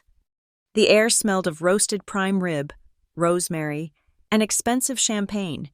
It was the smell of a Christmas where no one was sweating over a stove. Marley was sitting across from me, her eyes wide as a waiter placed a plate of Mickey Mouse-shaped pancakes in front of her. She looked like a princess in her red velvet dress, a stark contrast to the stained t-shirt she usually wore on Christmas morning while waiting for me to finish chores. "Mommy, look, whipped cream," she whispered, as if speaking too loudly would break the spell. "Eat up, baby," I smiled, taking a sip of my mimosa. "It is all for you." But while my body was sitting in this paradise, my mind was being dragged back into the mud. I had placed my phone face down on the table, determined to ignore it. I had blocked Valerie, Martin, and Ethan, but I had forgotten about the flying monkeys. In narcissistic family systems, the flying monkeys are the enablers, the aunts, cousins, and family friends who are manipulated into doing the abuser's bidding. My phone buzzed, then it buzzed again, and again. It was a rhythmic, angry vibration that rattled the silverware. I picked it up, shielding the screen from Marley. It was a text from Aunt Carol. "Reagan, I am at your father's house. Your mother is on the floor. She says she cannot breathe. How could you do this?" Then a text from my cousin Sarah. "Ethan says you are having a mental breakdown. We are worried. Please pick up." Then a text from a neighbor I hadn't spoken to in 3 years. "Your dad asked me to call. Is it true you joined a cult? Call home." The absurdity of it would have been funny if it weren't so dangerous. Ethan was spinning a narrative. He was not just saying I was absent. He was saying I was unstable. He was planting the seeds of mental instability to discredit me, likely to set the stage for the custody threats he had made earlier. If everyone believed I was crazy, nobody would believe I was abused. I felt the old panic rising, the tightness in my chest. I excused myself, telling Marley I was going to the restroom to wash my hands. I walked out of the ballroom and into the quiet, carpeted hallway. I found a secluded alcove near a window overlooking the snowy peaks. My hands were shaking. I needed to know exactly what was being said. I unlocked my phone and went to the blocked messages folder. It was a digital graveyard of rage. There was a voicemail from Valerie, timestamped 20 minutes ago. I held the phone to my ear, my stomach twisting. Then the line went dead. I lowered the phone. I knew for a fact Valerie had had a stress test 2 weeks ago. Her heart was stronger than mine. She wasn't dying. She was manipulating. But the next message was from Ethan, and it was the one that made me go cold. It was a screenshot of a group chat with the extended family, uncles, aunts, cousins, about 30 people. Ethan had written, "Hey everyone, sorry to ruin Christmas, but Reagan is having a severe manic episode. She stole money from Dad and kidnapped Marley. We are trying to keep the police out of it for her sake, but if you hear from her, do not engage. She is delusional." He was nuking my reputation. He was painting me as a criminal and a lunatic to cover up the fact that they were simply short a servant. I leaned my forehead against the cold glass of the window. I could let it go. I could turn the phone off and go back to the pancakes. But if I did that, this lie would calcify. It would become the truth. And one day, Marley would hear it. I needed a reality check. I dialed Dr. Morris's emergency number. She picked up on the second ring. Reagan, is everything okay? They are telling everyone I am crazy, I said, my voice trembling. Ethan told the whole extended family I stole money and kidnapped Marley. Valerie is leaving voicemails pretending to die. Okay, Dr. Morris said, her voice calm and grounding. Breathe. This is the smear campaign. It is textbook. They are trying to control the narrative because they cannot control you. I want to scream, I said. I want to call them and scream. Do not scream, Dr. Morris advised. Screaming makes you look unstable. Screaming validates their lie. Do you know what destroys a smear campaign, Reagan? What? The truth, she said. Cold, boring, unemotional facts. You have the documentation. You have the receipts. You do not need to defend yourself. You just need to correct the record. Can I send it? I asked. I have the file, the spreadsheet, everything. Is it true? She asked. Every penny, I said. Every date. Then it is not revenge, she said. It is clarification. Send it, and then go eat your brunch. I hung up. I didn't go back to the table immediately. I sat on a velvet bench in the hallway and opened my laptop, which I had brought down in my tote bag for this exact scenario. I opened the file. What I have paid to be family. I converted the spreadsheet into a PDF so it couldn't be altered. Then, I opened my email client. I composed a new message. In the recipient field, I didn't just put Ethan, I put everyone, Aunt Carol, Uncle Bob, Cousin Sarah, the neighbor, every single person Ethan had poisoned with his lies. And then, my fingers hovered over the keyboard. There was one more person I needed to add. Camille Hart. Camille was Ethan's fiancée. She was a corporate attorney in Denver. A sharp, serious woman who I had only met a few times. She came from a wealthy family, and Valerie was obsessed with her. Valerie treated Camille like a trophy, desperate to lock down the marriage. Camille was the key to their future social status. And Camille was a woman who respected evidence. I typed in her email address, chart@heartlegal.com. I took a deep breath. This was the bridge burner. Once I sent this, there was no going back. The illusion of the happy Walters family would be shattered forever. I typed the subject line, clarification regarding my absence and the stolen funds. I began to write. I didn't write like a hurt daughter. I wrote like a nurse charting a patient's vitals. Dear family, I am writing this from Snow Ridge Summit Lodge, where Marley and I are safe, happy, and enjoying a vacation. Contrary to the statements made by Ethan this morning, I am not having a mental breakdown, nor have I kidnapped my daughter. I am simply taking a holiday. However, since serious accusations of theft and instability have been made against me to this entire group, I feel it is necessary to provide context for my decision to step away. For the past 20 years, my role in this family has been defined by servitude and financial exploitation. I was told today that I stole money. The attached document details the financial reality of the last 12 months. You will find an itemized list of expenses I have covered for Martin, Valerie, and Ethan Walters between January 1st and December 24th of this year. The total comes to $13,920. This includes the gift to cousin Sarah for her graduation, paid entirely by me, the deposit for Valerie's anniversary party, Ethan's speeding ticket from April, $850, the groceries for the dinner party in February, where I was asked to leave before the guests arrived. I have also attached screenshots of the text messages from this morning, where Valerie threatens to call the police because I did not come to cook the turkey, and where Ethan admits to spreading rumors about my mental health to punish me. I am not asking for this money back. I am considering it a severance package. I am resigning from my role as the family bank and the family servant. I hope you all have a wonderful Christmas. Marley and I certainly will. Sincerely, Reagan Walters. I read it over. It was sterile. It was devastating. It stripped away the "we are just a loving family" mask and revealed the transactional rot underneath. I looked at the attachment. The file name was Financial Statement Walters 2025.pdf. I looked at Camille's email address again. If she saw this, if she saw that her fiancé was a 36-year-old man who let his stepsister pay his speeding tickets, it wouldn't just embarrass him, it might end him. I thought about the "you are not even her real kid" comment. I thought about the cranberry sauce on the wall. I pressed send. The swoosh sound of the email departing felt like the sound of a guillotine blade dropping. It was done. I closed the laptop. My hands were steady now. I walked back into the dining room. The noise of the party washed over me. I sat down across from Marley. She had eaten the ears off her Mickey Mouse pancake and was currently drowning the rest in syrup. "Did you wash your hands?" she asked, looking at me.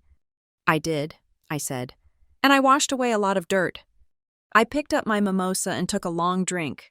The champagne bubbles fizzed on my tongue. For the next hour, we ate, we laughed. I ordered a second plate of bacon. I didn't look at my phone once. I knew what was happening in the digital world.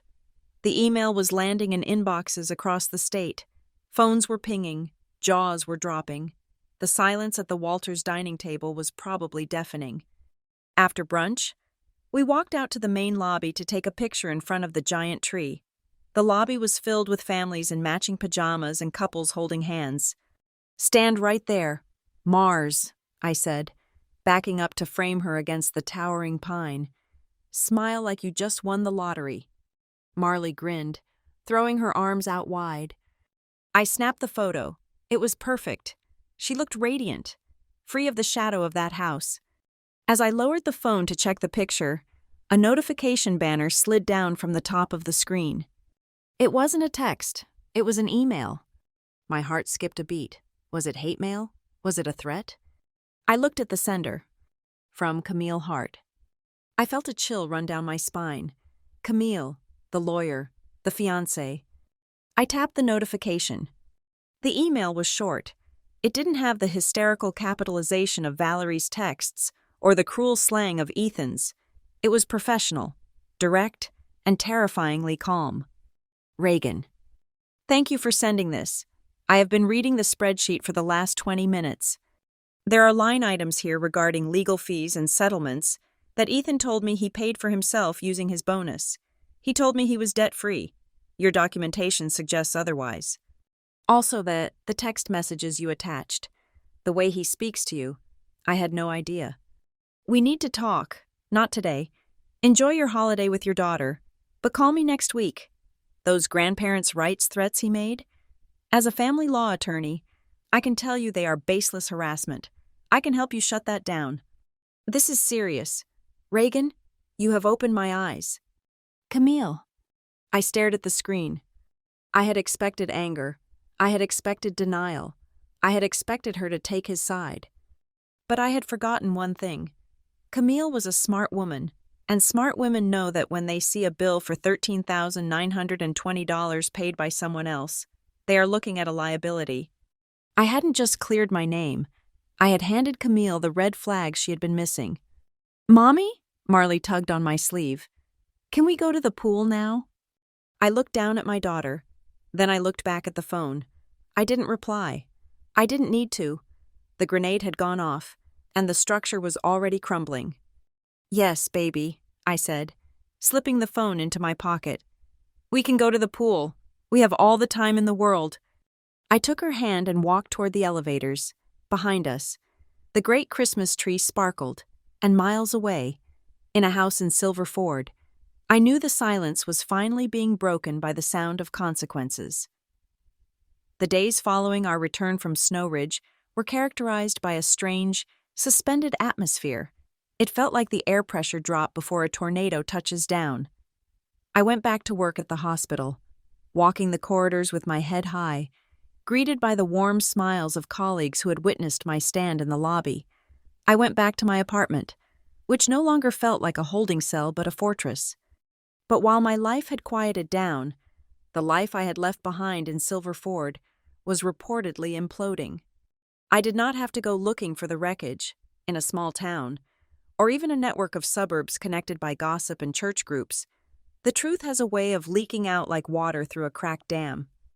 The first crack appeared in the form of a phone call from Camille Hart.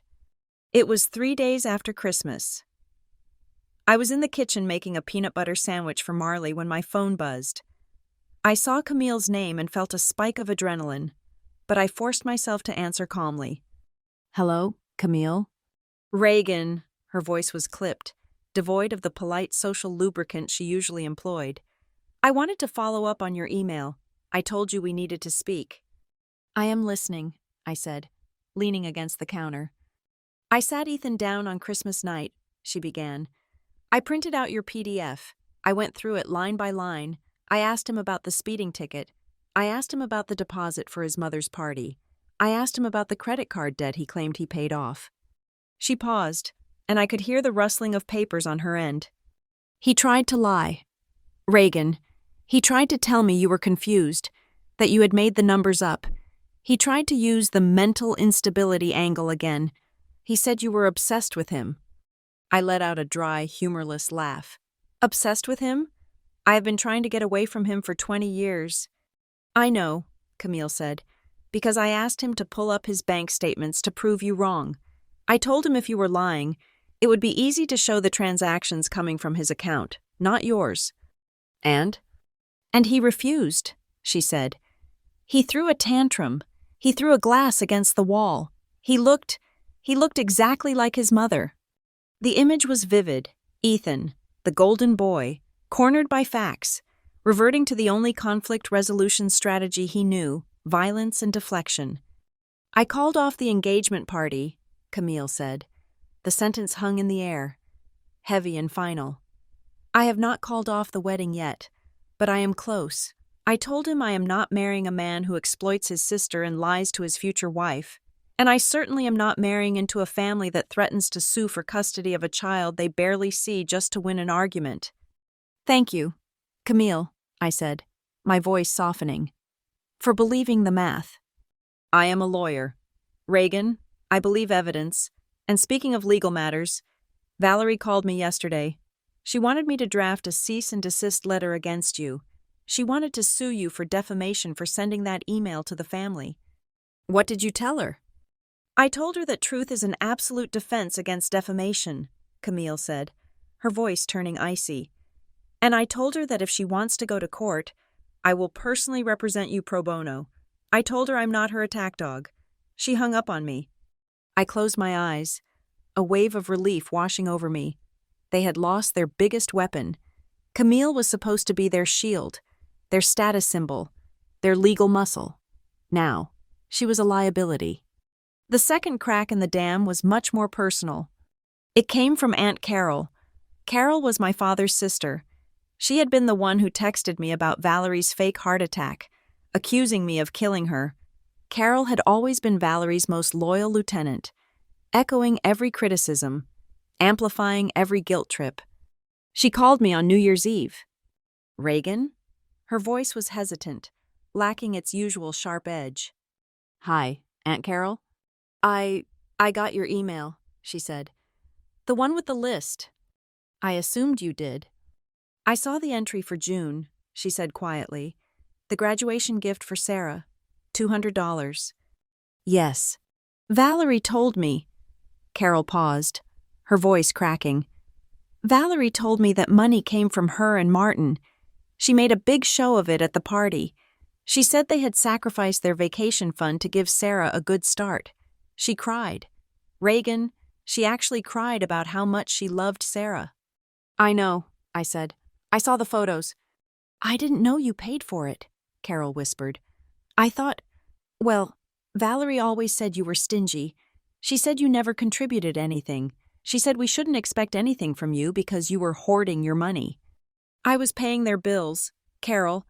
I didn't have anything left to give you directly because I was giving it to them." There was a long silence on the line.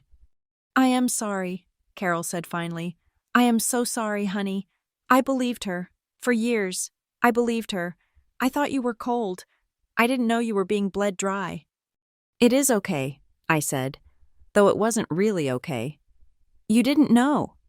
"Well, I know now," Carol said, her voice hardening. "And so does everyone else. I showed the email to your Uncle Bob. I showed it to the cousins. We are not going to the New Year's brunch at their house. Nobody is going. The boycott. It was the ultimate social punishment in Silver Ford. Valerie lived for her parties. She lived for being the hostess. To have an empty house on a holiday was a fate worse than death for her. The rumors began to swirl. I heard them from a nurse at work whose mother lived in Silver Ford. She told me that people were talking in the grocery store. They were whispering that the Walters were broke, that they were living off their daughter, that Valerie's perfect life was a sham funded by the stepdaughter she treated like a servant. The mask wasn't just slipping, it was shattering. Then came the reaction from my father. Martin didn't call to apologize. He didn't call to ask how I was. He called because he was embarrassed. "You have humiliated me," he said the moment I picked up the phone. No greeting, just the grievance. "Hello, Dad?"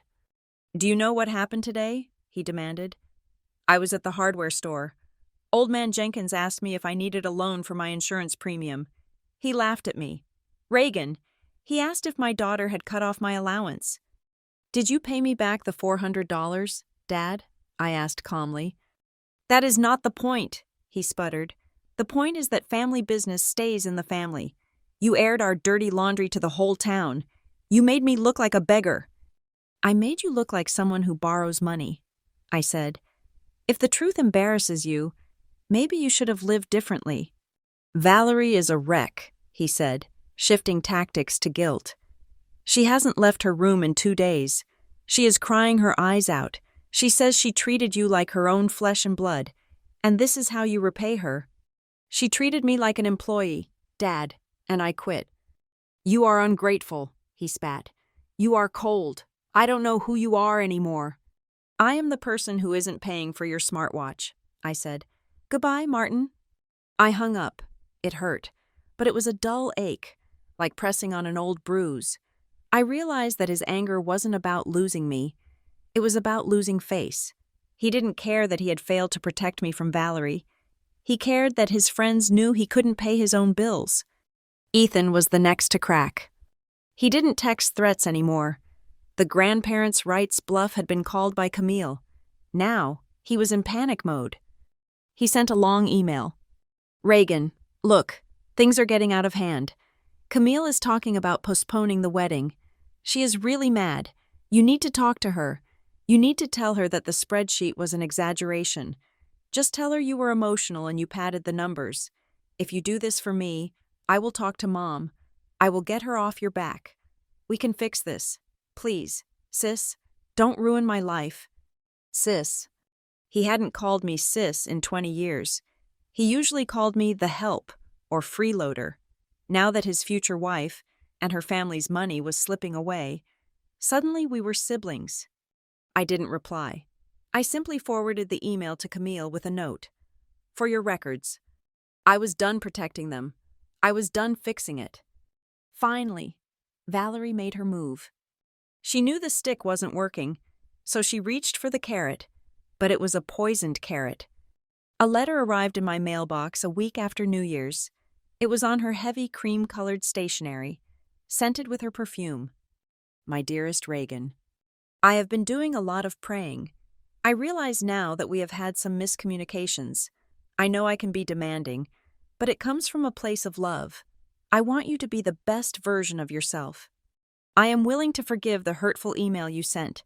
I am willing to put this whole ugly chapter behind us. We want you back in the family. Reagan, we miss you. However, for us to move forward, we need a fresh start. I need you to write a follow-up email to the family. Just a short note saying that you were under a lot of stress at work and that things were blown out of proportion. Once you do that, we can welcome you back with open arms. We can even discuss paying you back for some of those items. Eventually. Please, come home. We are a family. Love, Mom." I stared at the letter. I am willing to forgive. She was forgiving me for exposing her abuse. She was offering me re-entry into the cage, but only if I publicly called myself a liar first. She needed me to discredit myself so she could regain her social standing. She wasn't changing. She was negotiating. I crumpled the letter and threw it in the trash. It didn't even deserve the shredder. The final blow to their fortress came from an unexpected source. Pastor Mike. He had been the minister at Silverford Community Church for 15 years. He had baptized Marley. He had presided over every family function. Valerie was the head of the altar guild. He called me on a Tuesday afternoon. "Reagan," he said, his voice grave. "I hope I am not disturbing you." "Not at all, Pastor. I had a visit from your mother today," he said. "She came to my office. She was very distraught. She told me that you had abandoned the family. She asked me to pray for your soul. She intimated that you were involved in some ungodly activities." I sighed. "I see." "But then," the pastor continued, "I went to the grocery store, and I ran into your Aunt Carol, and she showed me a document, a financial document." Silence stretched on the line. "Reagan," he said gently, "is it true? Did you pay for the church roof donation last year? The one Valerie claimed she and Martin made?" I hesitated. That hadn't been on the spreadsheet because I had paid it in cash. But yes, it was true. "Yes, Pastor. She said they were short, and it would look bad if the head of the altar guild didn't contribute. I gave her $500 cash." I could hear him exhale, a long, weary sound. "I have been shepherd to a wolf," he murmured. I suspected she was prideful, but I did not know she was predatory. "She is not a wolf, Pastor," I said. "She is just a very small, very empty person who needs everyone else to fill her up." "I wanted to hear your voice," he said. "I wanted to make sure you were safe. You are not ungodly. Reagan, you are a good mother. Do not let her words trouble your spirit." "They don't," I said. "Not anymore." "I will be having a counseling session with Martin and Valerie," he said. "It will not be the session they expect. We will be discussing the sin of bearing false witness." I hung up the phone and looked out the window of my apartment. The snow was falling again, soft and quiet. I realized then that the war was over. I hadn't fired a single shot since that one email. I hadn't screamed. I hadn't fought. All I had done was stop holding up the walls. I had stepped away, and without my back to lean on, without my money to patch the cracks, without my silence to cover the rot, the whole house was collapsing on itself. Valerie was losing her church. Martin was losing his pride. Ethan was losing his fiancée. They were turning on each other, Ethan blaming Valerie for being too loud, Martin blaming Reagan for the humiliation but secretly resenting Valerie for the spending, Valerie blaming everyone for not playing their roles in her play. It was a social thriller, a slow-motion car crash of reputation and ego, and for the first time in my life, I wasn't in the car. I was watching from the sidewalk, holding my daughter's hand, safe and sound. I picked up my phone and opened the block list. I looked at the names one last time. I didn't unblock them. I didn't feel a need to hear their apologies or their rage. Their voices were becoming like static on a radio station I was driving away from, fainter and fainter, until they were just white noise in the distance. I turned to Marley, who was drawing a picture at the table. "Hey, Mars," I said. "How about we order pizza tonight, and maybe invite those new friends we met at the library?" "Really?" she beamed. "Really," I said. "Our table is open, but only to people who are nice." The old family was crumbling. It was time to build a new one. The laptop screen glowed in the quiet darkness of my bedroom, a digital campfire around which I was trying to warm my freezing soul. It was mid-January, weeks after the explosion of truth that had shattered my biological family, and I was sitting with a cursor blinking on a blank white page. For years, silence had been my survival strategy. I had thought that if I didn't speak about the pain, it wasn't real. I thought that if I swallowed the insults, they wouldn't poison me. But the trip to Snow Ridge had taught me that silence wasn't a shield. It was a petri dish, where their toxicity grew unchecked. I typed a title, "No More Apologies." My fingers hesitated. The old fear, the voice of Valerie telling me that private matters stay private, whispered in my ear. But then I looked at the sleeping form of Marley in the next room. I remembered the $13,920. I remembered the feeling of being a guest in my own life. I began to type. I didn't use real names at first. I wrote about the stepmother and the golden boy. I wrote about the spreadsheet. I wrote about the cranberry sauce on the wall and the feeling of being an appliance that had malfunctioned. I wrote about the liberating, terrifying moment I realized I wasn't her real kid, and how that sentence, meant to destroy me, had actually set me free. I hit publish. I expected nothing, maybe 3 views, maybe a comment from a bot. I closed the laptop and went to sleep, feeling a strange lightness in my chest, like I had finally exhaled a breath I had been holding for 2 decades. When I woke up the next morning, my inbox was full. There were 40 comments, then 60, then 100. I sat at the kitchen table, coffee forgotten, reading the words of strangers who felt like long-lost sisters. I have a spreadsheet too, one woman wrote. I calculated that I spent $5,000 trying to get my father to notice me last year. Thank you for saying it out loud. My brother is the golden child, another wrote. I am just the retirement plan. Your story gave me the courage to say no to Easter dinner. You are not alone, a man commented. I was the not real kid too. It gets better. Tears streamed down my face, but they weren't tears of sorrow. They were tears of validation. For so long, I had thought I was the problem. I thought I was uniquely unlovable, uniquely defective. But as the comments rolled in, I realized I was part of a vast, invisible army of the scapegoated.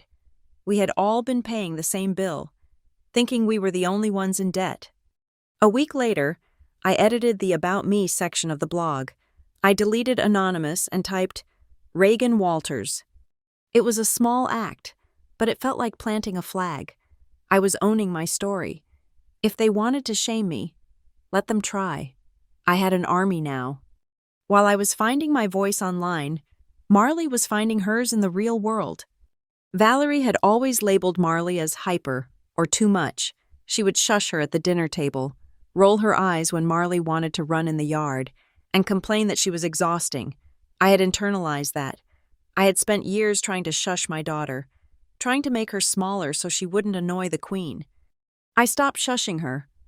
I enrolled Marley in a Saturday morning program called Wild Spirits.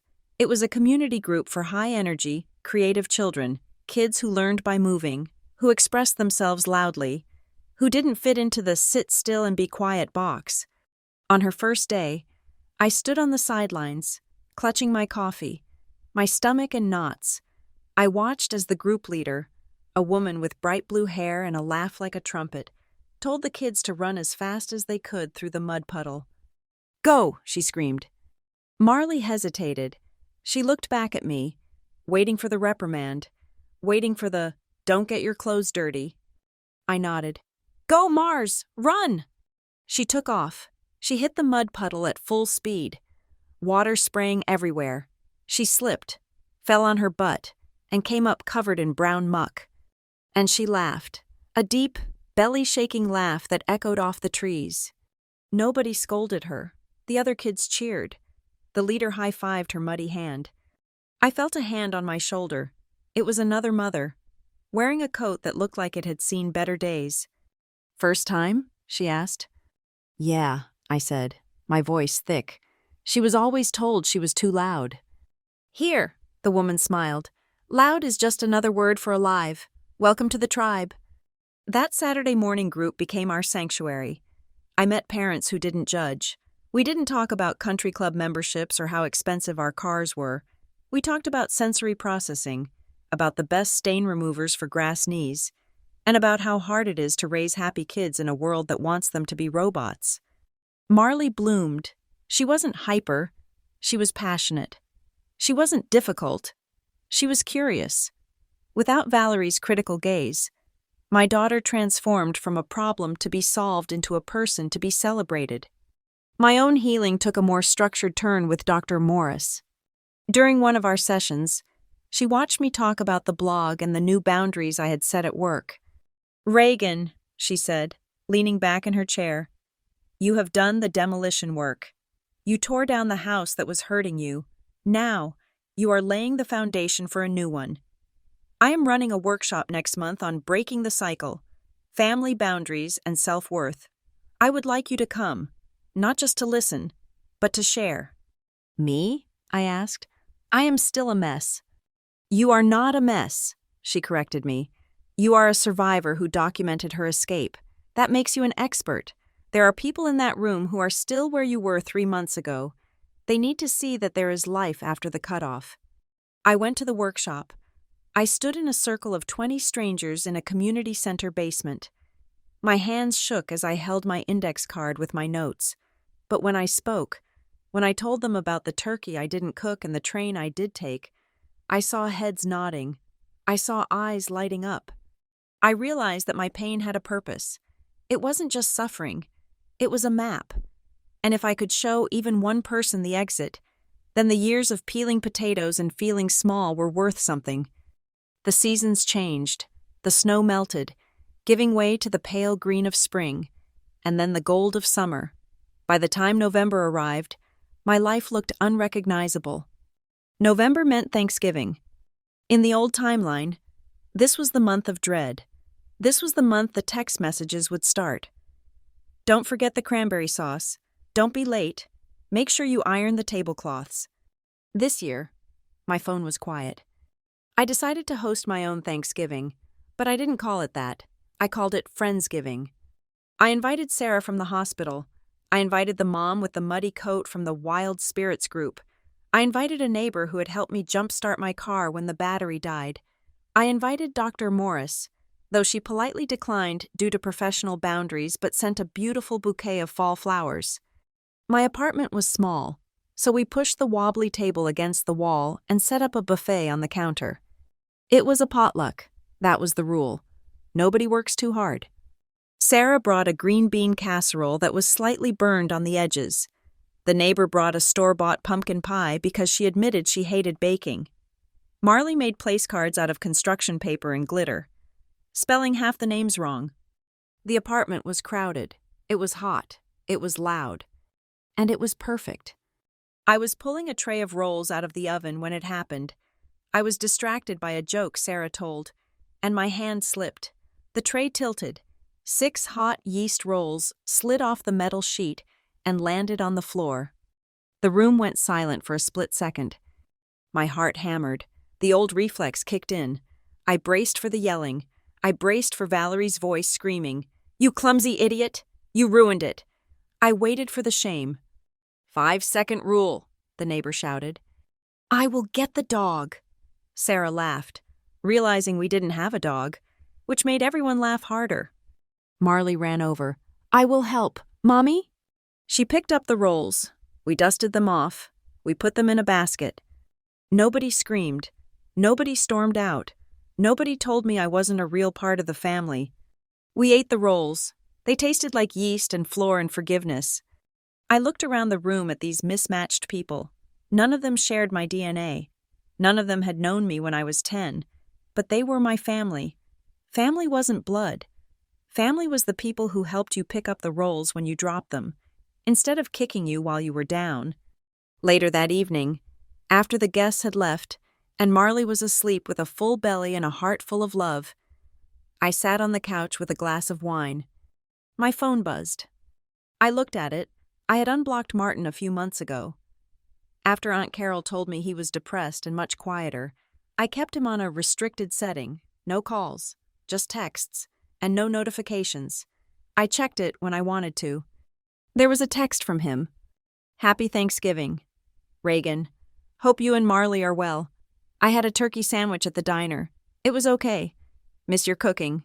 Take care." It was pathetic, in a way. A turkey sandwich at a diner. The man who used to demand a 5-course meal was now eating alone, but there was no demand in the text. No, you owe me. Just a sad, quiet admission of loss. I didn't feel guilt. I felt a distant pity. "Happy Thanksgiving. Dad," I typed back, "we are doing well." I didn't offer to send leftovers. I didn't offer to visit. I kept the boundary where it was. Polite, distant, safe. Then, I opened my email. There was a message from Ethan. It had been sitting there for 2 days. I had seen the subject line. thinking about everything, and I had let it sit. I wasn't at his beck and call anymore. I opened it now. Reagan. Camille left me. She moved out last month. She said she couldn't trust me after she saw the spreadsheet. She said it wasn't just the money, it was the way I treated you. She said if I could treat my sister like a servant, I would eventually treat my wife like an object. I have been angry at you for a long time. I blamed you for ruining my life. But I have been seeing a therapist. She asked me to look at the "you are not even her real kid" comment. I realized I said that because I was jealous. You were always stronger than me. You were always the one holding everything together, and I was just the one watching TV. I am sorry. I know that doesn't fix the $13,000. I know it doesn't fix the childhood, but I wanted you to know that I know I was wrong. You don't have to reply. I just needed to say it. Ethan. I read the email 3 times. It was a good apology. It took responsibility. It admitted the root cause. It didn't ask for anything. A part of me, the old Reagan, wanted to reply instantly, "I forgive you. Let's be friends." But the new Reagan knew better. An apology is a statement of regret. It is not a receipt for instant reconciliation. Trust is built in drops and lost in buckets. He had lost buckets. He had added 1 drop back. I didn't reply. I moved the cursor to the Move to Folder icon. I created a new folder. I named it Maybe Later. I dragged Ethan's email into it. Maybe, one day, in a year or 5 or 10, I would be ready to have coffee with him. Maybe, when he had proven that this wasn't just another manipulation tactic, we could talk. But not today. Today, I had a blog post to write. Today, I had a daughter who knew she was loved for exactly who she was. Today, I had a chosen family that laughed when I dropped the bread. I closed the laptop. I walked to the window and looked out at the city lights. I wasn't in the dark anymore. I wasn't waiting for permission to exist. I had chosen myself, and in doing so, I had found everything I had been looking for. The envelope arrived exactly 365 days after I had boarded the Snowline Express. It was thick, creamy, and expensive. The kind of stationery that screams importance before you even break the wax seal. It was not a Christmas card. It was a legal summons, disguised as a peace offering. I sat in the office of Jonas Clark, a lawyer recommended by Camille, with the letter open on the mahogany desk between us. Dr. Morris sat in the chair next to me, her presence a grounding force in a room that smelled of leather and impending conflict. "It is a conditional inheritance offer," Jonas said, sliding his reading glasses down his nose. "They are rewriting their will. They want to leave you the house in Silver Ford. They want to leave you 1/3 of your father's pension. It is a significant amount of money. Reagan, on paper, it looks like a fortune." "But," I said, waiting for the other shoe to drop. But Jonas tapped the second page of the document. "There are stipulations. To qualify for this inheritance, you must agree to a family unification plan. This includes moving back within a 10-mile radius of Silver Ford.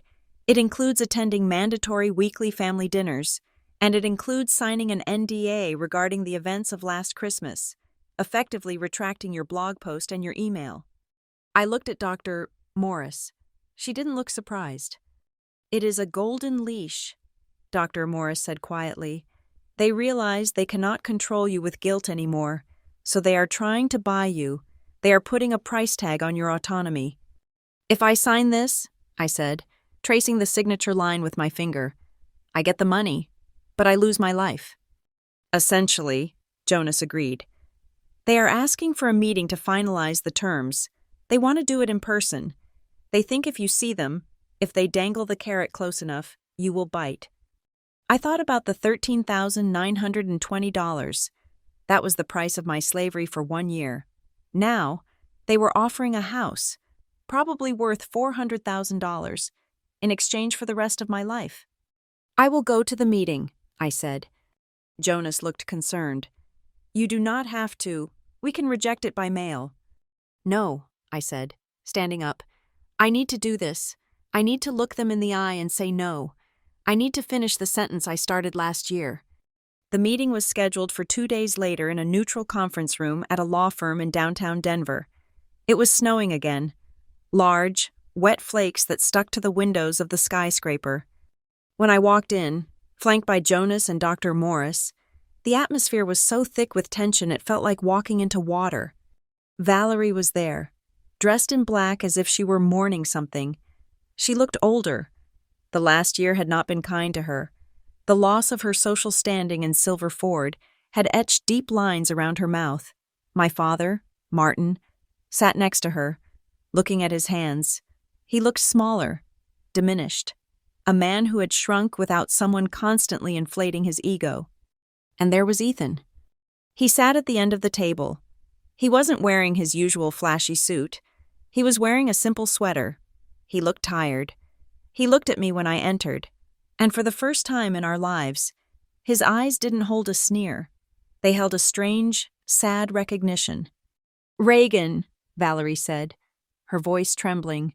She reached out a hand across the table, her bracelets jingling. "Oh, look at you. You look hard." "I look healthy, Valerie," I said, taking my seat. "Let's get to the point." Valerie pulled a handkerchief from her purse and dabbed at dry eyes. "We just want to fix this. We are getting older. Reagan, your father's blood pressure is terrible. We worry about what will happen to the house. We want you to have it. We want Marley to have a legacy. We are trying to give you everything." "Everything," I repeated, "except my freedom." "Family is not about freedom," Valerie snapped, her mask slipping for a fraction of a second before she recovered. "Family is about obligation. It is about being there for each other. We are offering you security. All we ask is that you come home and be a daughter again." "Be a daughter," I said, "or be a servant?" "How can you say that?" Martin spoke up, his voice whiny. "After everything we did for you, we took you in." I reached into my bag. I didn't pull out a tissue. I pulled out the file. The same file I had sent in the email, but updated. I slid it across the polished wood table. It stopped right in front of my father. $13,920, I said. Martin stared at the folder as if it were radioactive. "That was the cost of being your daughter for 1 year, I said, my voice steady. I ran the numbers. "Dad, I paid for your insurance. I paid for your parties. I paid for your son's mistakes. And in return, I was allowed to cook your food and clean your messes." "That is vulgar," Valerie hissed. "Counting pennies. Is that what love is to you? A spreadsheet?" "No," I said. "That is what love was to you. To me. Love is what I have with Marley. It is free. It is safe. It doesn't ask for a receipt." "We are offering you a house," Valerie cried, standing up, her hands slamming onto the table. "A house, and you are throwing it in our faces because you are too proud to say you are sorry. You are selfish. Reagan, you have always been selfish." Jonas Clark cleared his throat. He didn't raise his voice, but his tone cut through Valerie's hysterics like a scalpel. "Mrs. Walters?" Jonas asked, looking at her over his glasses. "I have read the terms of this inheritance. It requires Reagan to sign away her right to speak about her past. It requires her to live where you tell her. It requires her to submit to your schedule." He paused, letting the silence stretch. "I have to ask," Jonas said. "Is this love, or is this a purchase order?" Valerie opened her mouth, but no sound came out. She looked at Martin, but he was still staring at the spreadsheet. Then, the chair at the end of the table scraped against the floor. Ethan stood up. Everyone turned to look at him. He had been silent until now. "Sit down, Ethan," Valerie commanded. "Let the lawyers handle this." "No," Ethan said. His voice was rough. "I am not sitting down." He looked at me. Then he looked at his mother. "She is right, Mom," Ethan said. "Excuse me?" Valerie gasped. "Reagan is right," Ethan said. "It wasn't a family, it was a staff roster, and she was the only employee." "Ethan!" Martin barked. "Do not speak to your mother that way." "I have to," Ethan said. He turned to me. Do you remember that Christmas when you were 10? The one with the gravy? My heart stopped. The memory I had told Dr. Morris about. The memory that had started this whole journey. Yes, I said. I stood in the doorway, Ethan said, his hands clenching into fists at his sides. You were on your knees, bleeding, cleaning up the mess Mom made, and I laughed at you. The room was deadly silent. Even Valerie was frozen. I laughed, Ethan continued, his voice shaking. And I said, you are not even her real kid. Valerie looked pale. Ethan, stop. I said it because I wanted to hurt you, Ethan said, tears welling in his eyes, but looking at this contract, looking at how they want to own you. He looked at Valerie, then back at me. I was right, Reagan. You aren't her real kid, and that is the only reason you survived. If you were her real kid, you would be like me, broken, dependent, useless. He took a deep breath. Don't sign it, Reagan. Don't take the house. It is haunted. Valerie let out a scream of pure, unadulterated rage. You ungrateful traitor! I gave you everything. You gave me everything except a backbone, Ethan said quietly. I am going to go find one now. He turned and walked out of the conference room. He didn't look back. I watched him go, and in that moment, the last heavy chain around my heart snapped. I stood up. Reagan, my father pleaded, panic in his eyes. Reagan, wait. We can negotiate. We can remove the moving clause. It is not about the clauses, Dad, I said. It is about the cost. I looked at Valerie. She was slumped in her chair, sobbing, but they weren't tears of sorrow. They were tears of a tyrant who had lost her subjects. I remember that day too, I said to her. The day Ethan told me I wasn't your real kid. For 24 years. That sentence was a knife in my chest. I thought it meant I was worth nothing. I picked up the contract. I didn't tear it up. That would be dramatic. And I was done with drama. I simply closed the folder and pushed it back across the table toward them. But today, I said, my voice calm and ringing with a power I had earned through fire. I realized that sentence was a prophecy. I am not your kid. I am Reagan Walters, and I belong to myself. Reagan, please, Martin whispered. Who will take care of us? You have each other, I said. And you have your money. I hope it keeps you warm. I turned to Jonas and Dr. Morris. I am ready to go. We walked out of the room. We walked past the reception desk. We walked into the elevator. When the doors opened to the lobby, I stepped out into the street. The snow was falling harder now, blanketing the city in a hush of white. It was cold, but I didn't feel the chill. I felt a fire burning in my chest, steady and bright. I checked my phone. There was a text from the babysitter, a photo of Marley. She was building a snowman in the park, wearing a bright pink scarf, her face upturned to the sky, catching snowflakes on her tongue. She looked happy. She looked free. I took a deep breath of the sharp winter air. The $13,920 was gone. The inheritance was gone. The family I thought I needed was gone. But as I walked toward the train station to go home to my daughter, I realized I was the richest woman in the world. I had bought my own life back, and this time, I was never, ever going to sell it. Thank you so much for listening to my story. I would love to know where you are tuning in from. So please comment down below and share your thoughts on Reagan's journey. If you enjoyed this story, please make sure to subscribe to the Lila Revenge Stories channel, like this video, and hit that hype button to help this story reach even more people who might need to hear it.